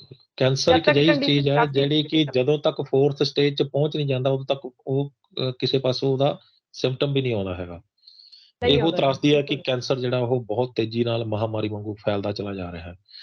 ਤੇ ਡਾਕਟਰ ਲੇਜ਼ੀਆ ਤੁਸੀਂ ਆਪਣਾ ਪਰਿਵਾਰ ਦੇ ਜਿਹੜੇ ਤਜਰਬੇ ਵੀ ਸਾਂਝੇ ਕਰਤੇ, ਸਟੂਡੈਂਟਸ ਦੇ ਤਜਰਬੇ ਵੀ ਸਾਂਝੇ ਕਰਤੇ, ਇਹ ਵੀ ਦੱਸਤਾ ਵੀ ਕਿਸ ਤਰੀਕੇ ਦੇ ਨਾਲ ਜਿਹੜਾ ਤੁਸੀਂ ਇਸ ਫੀਲਡ ਦੇ ਵਿੱਚ ਆ ਗਏ ਤੇ ਹੁਣ ਤੁਸੀਂ ਫਿਊਚਰ ਪਲੈਨਿੰਗ ਵੀ ਨਾਲ ਦੱਸਤੀ ਕਿ ਤੁਸੀਂ ਤੁਹਾਡਾ ਜਿਹੜਾ ਮੇਨ ਹੈਗਾ ਉਹ ਤੁਸੀਂ ਰਿਸਰਚ ਵਰਕ ਦੇ ਵਿੱਚ ਹੀ ਜਾਣਾ ਹੈਗਾ। ਕੋਈ ਇਸ ਦੇ ਉੱਤੇ ਕੋਈ ਸਟੱਡੀ ਕਰਨ ਦੀ ਦਿਮਾਗ ਦੇ ਵਿੱਚ ਨਹੀਂ ਹੈਗਾ ਵੀ ਇਸ ਦੇ ਉੱਤੇ ਵੀ ਹੋਰ ਸਟੱਡੀ ਕੀਤੀ ਜਾਵੇ? ਹਾਂਜੀ ਸਰ ਹੈਗਾ ਜੀ, ਬਿਲਕੁਲ ਕਿਉਂਕਿ ਹੈ। ਜਦੋਂ ਕਿਸੇ ਚੀਜ਼ ਨੂੰ ਜਾਗ ਲੱਗ ਜਾਂਦੀ ਹੈ ਨਾ ਉਦੋਂ ਫਿਰ ਉਹ ਜਿਹੜੀ ਆ ਉਹ ਅੱਗੇ ਵਧਾਉਣ ਨੂੰ ਉਹ ਆਪਣੇ ਆਪ ਵੱਧਦੀ ਚਲੀ ਜਾਂਦੀ ਹੈਗੀ। ਜਾਗ ਲੱਗ ਗਿਆ ਜੀ ਹੁਣ। ਜਾ- ਜਾਗ ਲੱਗ ਗਿਆ। ਅੱਗੇ ਤੋਂ ਅੱਗੇ ਹੁਣ ਜਿਹੜਾ ਪਦਾਰਥ ਹੋਏਗਾ ਉਹ ਆਪਣਾ ਰੂਪ ਬਦਲਦਾ, ਜਿਵੇਂ ਦੁੱਧ ਤੋਂ ਦਹੀਂ ਬਣਦਾ ਏ, ਦਹੀਂ ਤੋਂ ਫਿਰ ਅਸੀਂ ਅੱਗੇ ਵੱਧਦੇ ਹਾਂ ਮੱਖਣ, ਲੱਸੀ, ਫਿਰ ਦੇਸੀ ਘਿਓ ਤੱਕ ਚਲਾ ਜਾਂਦਾ। ਔਰ ਬਿਲਕੁਲ ਦੇਸੀ ਘਿਓ ਜਿਹੜਾ ਹੈ, ਅਗਰ ਉਹ ਆਰਗੈਨਿਕ ਆ, ਪਿਓਰ ਆ, ਸ਼ੁੱਧ ਆ, ਤਾਂ ਉਹ ਆਪਣੇ ਆਪ ਦੇ ਵਿੱਚ ਬਹੁਤ ਅੱਛੀ ਮੈਡੀਸਨ ਹੈ। ਔਰ ਮੇਰਾ ਸਰ ਐਕਚੁਅਲੀ ਹੁਣ ਥੋੜਾ ਜਿਹਾ ਵਿਜ਼ਨ ਇਸ ਪਾਸੇ ਹੈ। ਤੁਹਾਡਾ ਛੋਟਾ ਜਿਹਾ ਇੱਕ ਮੈਂ ਲਿਟਰੇਰੀ ਫਾਰਮ ਦੇ ਵਿੱਚ ਅਗਰ ਮੈਂ ਗੱਲ ਕਰਾਂ, ਸਾਡੇ ਜੀ ਕੋਲ ਜੀ ਜੀ ਜਿੰਨਾ ਲਿਟਰੇਚਰ ਆਇਆ, ਜਿੰਨਾ ਲਿਟਰੇਚਰ ਖਾਸ ਕਰਕੇ ਸਾਡੇ ਕੋਲ ਆਇਆ, ਜਾਂ ਉਹ ਪੰਜਾਬੀ ਦਾ ਹੈ ਜਾਂ ਅਦਰ ਦੈਨ ਹੈ, ਉਹਦੇ ਵਿੱਚ ਆਪਾਂ ਜ਼ਿਆਦਾਤਰ ਦੇਖਦੇ ਹਾਂ ਕਿ ਸਾਡਾ ਉਹ ਲਿਟਰੇਚਰ ਵੱਧ ਤੋਂ ਵੱਧ ਜਿਹੜਾ ਹੈ, ਉਹਦੇ ਵਿੱਚ ਅਸੀਂ ਕਿਸਾਨੀ ਸੰਘਰਸ਼, ਕਿਸਾਨੀ ਦੇ ਉੱਪਰ ਉਹਨਾਂ ਦੀ ਜਿਹੜੀ ਇੱਕ ਉਹਨੂੰ ਅੰਨਦਾਤਾ ਦੇ ਰੂਪ ਦੇ ਵਿੱਚ ਜਾਂ ਅਦਰ ਦੈਨ ਹਰ ਚੀਜ਼ ਦੇ ਵਿੱਚ ਅਸੀਂ ਉਹਨਾਂ ਨੂੰ ਅੱਗੇ ਲੈ ਕੇ ਆਏ ਹਾਂ, ਔਰ ਉਹ ਅੱਛੀ ਗੱਲ ਆ। ਪਰ ਹੁਣ ਜਿਹੜਾ ਸਾਡਾ ਖਾਣ ਪੀਣ ਸਾਰਾ ਬਦਲਿਆ, ਉਹ ਸਾਰੇ ਜਿਹੜਾ ਹੈ ਉਹ ਇਹਨਾਂ ਦੇ ਹੱਥ 'ਚ ਹੀ ਆ ਅੱਜ ਵੀ। ਜੇ ਬਿਲਕੁਲ। ਉਹ ਚਾਹੁਣ, ਜੇ ਉਹ ਚਾਹੁਣ ਤਾਂ ਉਸ ਨੂੰ ਚੇਂਜ ਕਰ ਲੈਣ। ਅਗਰ ਉਹ ਚੇਂਜ ਹੋਏਗਾ ਤਾਂ ਉਹਦੇ ਨਾਲ ਇਹ ਚੇਂਜ ਇੱਕਦਮ ਨਹੀਂ ਹੋਏਗਾ ਜੀ, ਇਹ ਚੇਂਜ ਆਉਣ ਨੂੰ ਕਾਫੀ ਟਾਈਮ ਲੱਗੇਗਾ। ਪਰ ਉਹ ਅਗਰ ਅੱਜ ਸਟਾਰਟਿੰਗ ਇਸ ਚੀਜ਼ ਤੋਂ ਕਰਨ ਕਿ ਅਸੀਂ ਪੈਸਟੀਸਾਈਡ, ਮੈਂ ਆਰਗੈਨਿਕ ਦੀ ਗੱਲ ਨਹੀਂ ਅਜੇ ਕਰ ਰਹੀ, ਮੈਂ ਇੱਥੇ ਕਹਿ ਰਹੀ ਕਿ ਉਹ ਪੈਸਟੀਸਾਈਡ ਫ੍ਰੀ ਕਰ ਦੇਣ। ਬਿਲਕੁਲ। ਉਹ ਕਿਸੇ ਲਈ ਨਾ ਕਰਨ, ਉਹ ਆਪਣੇ ਲਈ ਕਰਨ, ਆਪਣੇ ਬੱਚਿਆਂ ਲਈ ਕਰਨ, ਆਪਣੀ ਆਉਣ ਵਾਲੀ ਜਨਰੇਸ਼ਨ ਲਈ ਕਰਨ, ਤਾਂ ਕਿ ਕੁਝ ਬਚ ਜਾਏ, ਕੁਝ ਸਾਡੇ ਕੋਲ ਬਚ ਜਾਏ, ਕਿ ਅਸੀਂ ਕੁਝ ਆਉਣ ਵਾਲੀਆਂ ਪੀੜ੍ਹੀਆਂ ਨੂੰ ਦੇ ਕੇ ਜਾਈਏ। ਸਾਡੇ ਕੋਲ ਲੈ ਦੇ ਕੇ ਇਸ ਟਾਈਮ ਦੋ ਹੀ ਫਸਲਾਂ ਨੇ ਜੀ ਮੇਨ ਪੰਜਾਬ ਦੀਆਂ, ਇੱਕ ਤਾਂ ਕਣਕ ਹੋ ਗਈ, ਇੱਕ ਚਾਵਲ ਹੋ ਗਈ। ਔਰ ਦੋਨੋਂ ਹੀ ਚੀਜ਼ਾਂ ਨੇ, ਉਹ ਹੁਣ ਕਿੰਨੀਆਂ ਕੁ ਹੈ ਅੱਜ ਦੇ ਟਾਈਮ ਦੇ ਵਿੱਚ, ਉਹਨਾਂ ਨੂੰ ਅਸੀਂ ਕਿੰਨਾ ਕੁ ਜ਼ਿਆਦਾ ਬੈਸਟ ਕਹਿ ਸਕਦੇ ਹਾਂ, ਉਹ ਸਾਡੇ ਕੋਲ ਸਾਇੰਟੀਫਿਕਲੀ ਬਹੁਤ ਕੁਝ ਪ੍ਰੂਵ ਹੋ ਚੁੱਕਿਆ ਹੈ। ਔਰ ਅਗਰ ਅਸੀਂ ਥੋੜਾ ਜਿਹਾ, ਮੇਰੀ ਹੁਣ ਕੋਸ਼ਿਸ਼ ਹੋਏਗੀ, ਅਗਰ ਸਾਡੇ ਕੋਲ ਬੱਚੇ ਆਉਂਦੇ ਨੇ, ਉਹਨਾਂ ਦਾ ਵਿਜ਼ਨ ਇਸ ਰੂਪ ਦੇ ਵਿੱਚ ਪਾਇਆ ਜਾਵੇ, ਇਸ ਚੀਜ਼ ਤੋਂ ਬਾਹਰ ਉਹਨਾਂ ਨੂੰ ਕੱਢਿਆ ਜਾਏ, ਉਹਨਾਂ ਨੂੰ ਥੋੜਾ ਹੈਲਥ ਕੌਨਸ਼ੀਅਸ ਕਰਕੇ ਇਸ ਫੀਲਡ ਦੇ ਵਿੱਚ ਪਾਇਆ ਜਾਵੇ, ਇਹਨੂੰ ਇੱਕ ਅੱਛੇ ਰਿਸਰਚ ਦਾ ਵਿਸ਼ਾ ਜਿਹੜਾ ਹੈ ਉਹ ਲਿਟਰੇਚਰ ਦੇ ਵਿੱਚ ਵੀ ਬਣਾਇਆ ਜਾਵੇ, ਤਾਂ ਕਿ ਸਾਡੀਆਂ ਜਿਹੜੀਆਂ ਆਉਣ ਵਾਲੀਆਂ ਪੀੜ੍ਹੀਆਂ ਨੇ ਜਾਂ ਆਉਣ ਵਾਲੀ ਜਨਰੇਸ਼ਨ ਆ, ਉਹਨਾਂ ਲਈ ਅਸੀਂ ਕੁਝ ਵਧੀਆ ਕਰ ਸਕੀਏ। ਦੇਖੋ ਮੇਰੀ ਇਸ ਤਰ੍ਹਾਂ ਹੈ ਕੋਸ਼ਿਸ਼ ਕਿ ਇਹਦੇ ਵਿੱਚ ਮੈਂ ਤੁਹਾਡੀ ਗੱਲਾਂ 'ਚ ਕੁਛ ਚੀਜ਼ ਹੋਰ ਐਡ ਕਰ ਦਿਆਂ। 2-3 ਜੀ ਚੀਜ਼ਾਂ ਨੇ, 2-3 ਸੰਸਥਾਵਾਂ ਨੇ ਜਿਹੜੀਆਂ ਕਿ ਇਸ ਚੀਜ਼ ਦੇ ਵਿੱਚ ਬੜਾ ਰੈਵੋਲੂਸ਼ਨਰੀ ਚੇਂਜ ਲਿਆ ਸਕਦੀਆਂ ਨੇ। ਨੰਬਰ 1 ਸਰਕਾਰ। ਜੀ ਹੁਣ ਤੁਸੀਂ ਕਹੋਗੇ ਬਿਲਕੁਲ। ਸਰਕਾਰ ਤਾਂ ਕੀ ਕਰ ਲੂਗੀ? ਲੇਕਿਨ ਸਰਕਾਰ ਕੋਲੇ ਸ਼ਾਮਲਾਟ ਜ਼ਮੀਨਾਂ ਨੇ। ਸ਼ਾਮਲਾਟ ਜ਼ਮੀਨਾਂ ਹਾਂਜੀ ਪੰਚਾਇਤਾਂ ਕੋਲੇ, ਜਿਨ੍ਹਾਂ ਕੋਲੇ ਉਹ ਠੇਕੇ ਤੇ ਦੇਣਗੇ, ਉਹਨਾਂ ਦੇ ਅੱਗੇ ਸ਼ਰਤ ਰੱਖ ਲੈਣ ਵੀ ਤੁਸੀਂ ਇਸ ਖੇਤ ਦੇ ਉੱਤੇ ਜਿਹੜੇ ਤੁਹਾਨੂੰ ਜ਼ਮੀਨ ਦਿੱਤੀ ਜਾ ਰਹੀ ਹੈ, ਇਸ ਦੇ ਤੁਸੀਂ ਕਣਕ ਤੇ ਝੋਨਾ ਨਹੀਂ ਲਾਓਗੇ, ਇਸ ਤੇ ਤੁਸੀਂ ਸਿਰਫ ਤੇ ਸਿਰਫ ਆਰਗੈਨਿਕ ਚੀਜ਼ਾਂ ਵਰਤੋਂ 'ਚ ਲਿਆਓਗੇ। ਹਾਂਜੀ ਇੱਕ ਤਾਂ ਵੱਡਾ ਬਦਲਾਵ ਇਹ ਆ ਗਿਆ। ਨੰਬਰ 2 ਦੇ ਉੱਤੇ ਐਸਜੀਪੀਸੀ। ਐਸਜੀਪੀਸੀ ਕੋਲੇ ਬਹੁਤ ਵੱਡੇ ਲੈਵਲ ਦੇ ਉੱਤੇ ਜ਼ਮੀਨਾਂ ਨੇ। ਉਹ ਵੀ ਜੀ ਆਪਣੇ ਇਹਨੂੰ ਜਿਹੜੀਆਂ ਆਰਗੈਨਿਕ ਜਿਹੜੀਆਂ ਤੌਰ ਦੇ ਉੱਤੇ ਇਹਨੂੰ ਵਰਤ ਸਕਦੀ ਹੈ, ਆਰਗੈਨਿਕ ਦੇ ਉੱਤੇ ਲਿਆ ਸਕਦੀ ਹੈ। ਨੰਬਰ 3 ਦੇ ਉੱਤੇ ਉਹ ਕਿਸਾਨ ਨੇ ਖੁਦ, ਜਿਹੜੇ ਘੱਟੋ ਘੱਟ ਆਪਣੇ ਪਰਿਵਾਰਾਂ ਵਾਸਤੇ ਤਾਂ ਉਹ ਬੀਜ ਹੀ ਸਕਦੇ ਨੇ ਨਾ ਆਰਗੈਨਿਕ, ਹੋਰਾਂ ਹਾਂਜੀ ਵਾਸਤੇ ਭਾਵੇਂ ਹਾਂਜੀ ਨਾ ਹਾਂਜੀ ਵੇਚਣ, ਤੇ ਜੇ ਉਹ ਆਪਣੇ ਪਰਿਵਾਰਾਂ ਵਾਸਤੇ ਵੀ ਬੀਜ ਲੈਣਗੇ ਤੇ ਬਹੁਤ ਵੱਡਾ ਰਕਬਾ ਜਿਹੜਾ ਉਹ ਪੰਜਾਬ ਦਾ ਉਹ ਆਰਗੈਨਿਕ ਖੇਤੀ ਦੇ ਹੇਠ ਆ ਜਾਏਗਾ। ਸਾਰੀਆਂ ਚੀਜ਼ਾਂ ਜਿਹੜੀਆਂ ਅਗਰ ਮਿਲਾ ਕੇ ਦੇਖੀਆਂ, ਤੇ ਜਦੋਂ ਇੱਕ ਨੂੰ ਦੂਜਾ ਵੇਖਦਾ ਹੈ ਨਾ, ਤੇ ਉਦੋਂ ਫਿਰ ਉਸ ਚੀਜ਼ ਨੂੰ ਜਿਹੜਾ ਉਹ ਰੀਸ ਬਰੀਸੀ ਜਿਹੜਾ ਉਹ ਸਾਰਾ ਕੁਝ ਉਹ ਕੰਮ ਹੁੰਦਾ ਰਹਿੰਦਾ। ਇਸ ਗੱਲ ਦੀ ਉਦਾਹਰਨ ਮੈਂ ਉੱਥੋਂ ਦੇਵਾਂਗਾ, ਜਦੋਂ ਦਾਜ ਪ੍ਰਥਾ ਦੀ ਸ਼ੁਰੂਆਤ ਹੋਈ ਸੀ, ਤਾਂ ਉਦੋਂ ਸਭ ਤੋਂ ਪਹਿਲਾਂ ਰਾਜੇ ਮਹਾਰਾਜਿਆਂ ਨੇ ਇਸ ਚੀਜ਼ ਦੀ ਸ਼ੁਰੂਆਤ ਕੀਤੀ ਸੀ। ਦਾਜ ਪ੍ਰਥਾ ਦੇ ਵਿੱਚ ਇਹ ਸ਼ੁਰੂਆਤ ਕੀਤੀ ਗਈ ਸੀ ਕਿ ਅਸੀਂ ਆਪਣੇ ਮੁੰਡਿਆਂ ਨੂੰ ਤਾਂ ਜਿਹੜਾ ਅੱਗੇ ਰਾਜ ਭਾਗ ਦੇ ਦਾਂਗੇ, ਲੇਕਿਨ ਜਿਹੜੀਆਂ ਕੁੜੀਆਂ ਹੋਣਗੀਆਂ ਉਹਨਾਂ ਨੂੰ ਅਸੀਂ ਆਪਣੇ ਰਾਜ ਦੇ ਵਿੱਚੋਂ ਹਿੱਸਾ ਕਿਉਂ ਨਹੀਂ ਦਿੰਦੇ। ਤੇ ਉਹਨਾਂ ਨੇ ਜੀ ਜਿਹੜੇ ਅੱਗੇ ਰਾਜੇ ਸੀਗੇ ਉਹਨਾਂ ਨੂੰ ਇਸੇ ਤਰ੍ਹਾਂ ਜਿਹੜੀਆਂ ਕੁੜੀਆਂ ਨੂੰ ਵੀ ਆਪਣਾ ਰਾਜ ਦਾ ਹਿੱਸਾ ਦੇਣਾ ਸ਼ੁਰੂ ਕੀਤਾ। ਉਸ ਤੋਂ ਅੱਗੇ ਦਾ ਵਰਗ ਸੀਗਾ ਜਿਹੜਾ ਉਹ ਪੰਡਿਤ ਪੁਰੋਹਿਤ ਸੀਗੇ, ਜਿਹੜੇ ਉਹ ਜਿਹੜਾ ਉਹ ਰਾਜ ਜੋਸ਼ੀ ਮੰਤਰੀ ਤੇ ਇਹ ਸੀਗੇ ਸਾਰੇ ਜਿਹੜੇ ਉਹਨਾਂ ਦੇ ਸੀਗੇ, ਉਹਨਾਂ ਨੇ ਰਾਜਿਆਂ ਨੂੰ ਫੋਲੋ ਕਰਨਾ ਸ਼ੁਰੂ ਕੀਤਾ। ਉਦੋਂ ਨੀਚੇ ਦੇ ਅਧਿਕਾਰੀ ਸੀ, ਉਹਨਾਂ ਨੇ ਉਹਨਾਂ ਨੂੰ ਫੋਲੋ ਕਰਨਾ ਸ਼ੁਰੂ ਕੀਤਾ। ਉਹ ਅਧਿਕਾਰੀ ਜਿਹੜੇ ਜਦੋਂ ਸਮਾਜ ਦੇ ਵਿੱਚ ਵਿਚਰਦੇ ਸੀ, ਤੇ ਉਹਨਾਂ ਨੂੰ ਵੇਖ ਕੇ ਜਿਹੜਾ ਸਮਾਜ ਦੇ ਹੋਰਾਂ ਲੋਕਾਂ ਨੇ ਉਹ ਦਾਜ ਪ੍ਰਥਾ ਨੂੰ ਅਪਣਾ ਲਿਆ, ਜਿਹੜੀ ਇੱਕ ਵੱਡੀ ਭੈੜ ਦੇ ਰੂਪ ਦੇ ਵਿੱਚ ਸਾਹਮਣੇ ਆ ਗਈ ਸੀ। ਅੱਜ ਜੀ ਜੀ ਲੋੜ ਹੈ ਇਹੋ ਜਿਹੜੀ ਪ੍ਰਥਾ ਨੂੰ ਦੁਬਾਰਾ ਚਲਾਉਣ ਦੀ, ਕਿ ਸਰਕਾਰਾਂ ਇਸ ਚੀਜ਼ ਨੂੰ ਲੈ ਕੇ ਜਿਹੜੀਆਂ ਸ਼ਾਮਲਾਟ ਜ਼ਮੀਨਾਂ ਨੂੰ ਇਹਨਾਂ ਸ਼ਰਤਾਂ ਤੇ ਦੇਵੇ, ਜਾਂ ਫਿਰ ਖੁਦ ਉਹਦੀ ਖੇਤੀ ਕਰਵਾਉਣੀ ਸ਼ੁਰੂ ਕਰੇ ਆਰਗੈਨਿਕ। ਦੂਜੇ ਨੰਬਰ ਦੇ ਉੱਤੇ ਆਪਣੇ ਐਸਜੀਪੀਸੀ ਵਾਲੇ ਨੇ, ਇਹਨਾਂ ਕੋਲੇ ਵੀ ਹਜ਼ਾਰਾਂ ਏਕੜ ਜਿਹੜੀ ਜ਼ਮੀਨ ਪਈ ਆ ਪੰਜਾਬ ਦੇ ਵਿੱਚ, ਉੱਥੇ ਜਿਹੜੀ ਆਰਗੈਨਿਕ ਖੇਤੀ ਸ਼ੁਰੂ ਕਰੇ। ਤੇ ਤੀਜੇ ਨੰਬਰ ਤੇ ਕਿਸਾਨ ਖੁਦ ਨੇ, ਜਿਹੜੇ ਕਿ ਆਪਣੇ ਪਰਿਵਾਰਾਂ ਵਾਸਤੇ ਤਾਂ ਘੱਟੋ ਘੱਟ ਖੇਤੀ ਆਰਗੈਨਿਕ ਕਰ ਹੀ ਸਕਦੇ ਨੇ। ਤੇ ਇਸ ਤੋਂ ਇਲਾਵਾ ਬਹੁਤ ਵੱਡੀ ਜਿਹੜੀ ਤਾਦਾਦ ਹੈਗੀ ਹੈ, ਜੇਕਰ ਅਸੀਂ ਮੈਡੀਸਨਲ ਪਲਾਂਟ ਲਾ ਕੇ ਇਹਨਾਂ ਦੇ ਉੱਤੇ ਖੇਤਾਂ ਦੇ ਵਿੱਚ, ਉਹਨਾਂ ਦੀ ਖੇਤੀ ਕਰਨੀ ਜੀ ਸ਼ੁਰੂ ਕਰਦੇ ਆ, ਤਾਂ ਵਰਲਡ ਵਾਈਡ ਮੈਡੀਸਨਲ ਪਲਾਂਟਸ ਦੀ ਜਿਹੜੀ ਉਹ ਹੈਗੀ ਆ ਡਿਮਾਂਡ ਬਹੁਤ ਜ਼ਿਆਦਾ ਹੈਗੀ ਹੈ। ਉਹ ਚੀਜ਼ ਨੂੰ ਅਗਰ ਪ੍ਰਮੋਟ ਕੀਤਾ ਜਾਵੇ ਤਾਂ ਇੱਕ ਵੱਡੇ ਲੈਵਲ ਦੇ ਉੱਤੇ ਰੈਵੋਲੂਸ਼ਨ ਆ ਸਕਦੀ ਹੈ ਤੇ ਅਸੀਂ ਕਣਕ ਝੋਨੇ ਦੀ ਜਿਹੜੀ ਹੈ ਇਹਦੇ ਚੱਕਰ ਦੇ ਵਿੱਚੋਂ ਨਿਕਲ ਸਕਦੇ ਹਾਂ।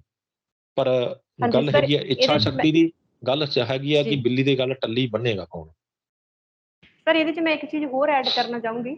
ਜਿਹੜੀ ਸਾਡੀ ਟ੍ਰੈਡੀਸ਼ਨਲ ਖੇਤੀ ਹੁੰਦੀ ਸੀ ਪਹਿਲਾਂ, ਮੈਨੂਅਲ ਹੂੰ ਖੇਤੀ ਹੁੰਦੀ ਸੀ ਹੱਥ ਦੇ ਨਾਲ, ਜੀ ਉਹ ਤੁਸੀਂ ਦੇਖਿਆ ਹੋਣਾ ਕਿ ਜਿਹੜਾ ਉਹ ਵਾਲਾ ਹੱਲ ਅਸੀਂ ਜਿਹਦੇ ਨਾਲ ਜ਼ਮੀਨ ਆਪਾਂ ਵਾਹੁੰਦੇ ਸੀਗੇ, ਹੂੰ ਉਹਦਾ ਜਿਹੜਾ ਉਹ ਜ਼ਮੀਨ ਦੇ ਅੰਦਰ ਐਂਟਰ ਕਰਦਾ ਸੀ, ਉਹ ਹਲ ਦਾ ਜੋ ਵੀ ਉਹਨੂੰ ਬੋਲਦੇ ਆ, ਫਲ ਉਹ ਫਲ 9 ਇੰਚ, ਹਾਂਜੀ ਹਾਂ 9 ਇੰਚ ਜ਼ਮੀਨ ਦੇ ਅੰਦਰ ਉਹ ਜਾਂਦਾ ਸੀ। ਬਿਲਕੁਲ ਔਰ 9 ਇੰਚ ਤੱਕ ਜਿਹੜਾ ਕੇਂਚੂਆ ਸੀ, ਉਹ ਅੱਛੀ ਖਾਦ ਬਣਾਉਂਦਾ ਸੀ। ਪਰ ਬਿਲਕੁਲ ਸਾਡੇ ਕੋਲ ਟਰੈਕਟਰ ਆ ਗਏ। ਟਰੈਕਟਰ ਜਿਹੜੇ ਹਾਂ ਨੇ ਉਹ 12 ਇੰਚ ਤੱਕ ਮਾਰ ਕਰਦੇ ਨੇ ਜ਼ਮੀਨ 'ਚ। ਬਿਲਕੁਲ ਉਹ ਬਿਲਕੁਲ 12 ਇੰਚ ਮਤਲਬ ਉਹ 1 ਫੁੱਟ ਹੋ ਗਿਆ। ਹੁਣ ਉਹ ਹਾਂ ਤੁਸੀਂ ਦੇਖੋ ਕਿ ਜਦੋਂ ਅਸੀਂ ਉਸੇ ਜ਼ਮੀਨ ਦੇ ਉੱਪਰ ਅਸੀਂ ਮਤਲਬ 1 ਫੁੱਟ ਦੇ ਅੰਦਰ ਤੱਕ ਜਾ ਕੇ ਜਿਸ ਤਰ੍ਹਾਂ ਦੇ ਪੈਸਟੀਸਾਈਡ ਯੂਜ਼ ਕਰਦੇ ਹਾਂ, ਸਾਰਾ ਕੁਝ ਕਰ ਰਹੇ ਹਾਂ, ਤਾਂ ਉਹ ਅੰਦਰ ਕਿੰਨੀ ਜਾਂਦੀ ਹੋਏਗੀ। ਬਿਲਕੁਲ ਬਿਲਕੁਲ ਉਹ ਸਾਰੀਆਂ ਚੀਜ਼ਾਂ ਜਿਹੜੀਆਂ ਨੇ ਉਹ ਲੈ ਦੇ ਕੇ ਸਾਡੀ ਬੋਡੀ ਤੇ ਹੀ ਆਉਣੀਆਂ ਨੇ, ਕਿਉਂਕਿ ਅਸੀਂ ਕੰਜ਼ਿਊਮ ਕਰਨੀਆਂ, ਉਹ ਸਾਡੀ ਆਉਣ ਵਾਲੀ ਬਿਲਕੁਲ ਜਨਰੇਸ਼ਨ ਨੇ ਕੰਜ਼ਿਊਮ ਕਰਨੀਆਂ। ਸੋ ਅੱਜ ਦੇ ਸਾਡੇ ਜਿਹੜੇ ਫਾਰਮਰ ਦਾ ਜਿਹੜਾ ਇੱਕ ਹੈ ਬਹੁਤ ਵੱਡਾ ਰੋਲ, ਉਹ ਇਹੀ ਆ ਕਿ ਪਹਿਲਾਂ ਤਾਂ ਚਲੋ ਠੀਕ ਹੈ, ਤੁਹਾਡੀ ਦਾਜ ਵਾਲੀ ਗੱਲ ਇਹ ਵੀ ਮੈਂ ਪਹਿਲੀ ਵਾਰੀ ਸੁਣੀ ਹੈ।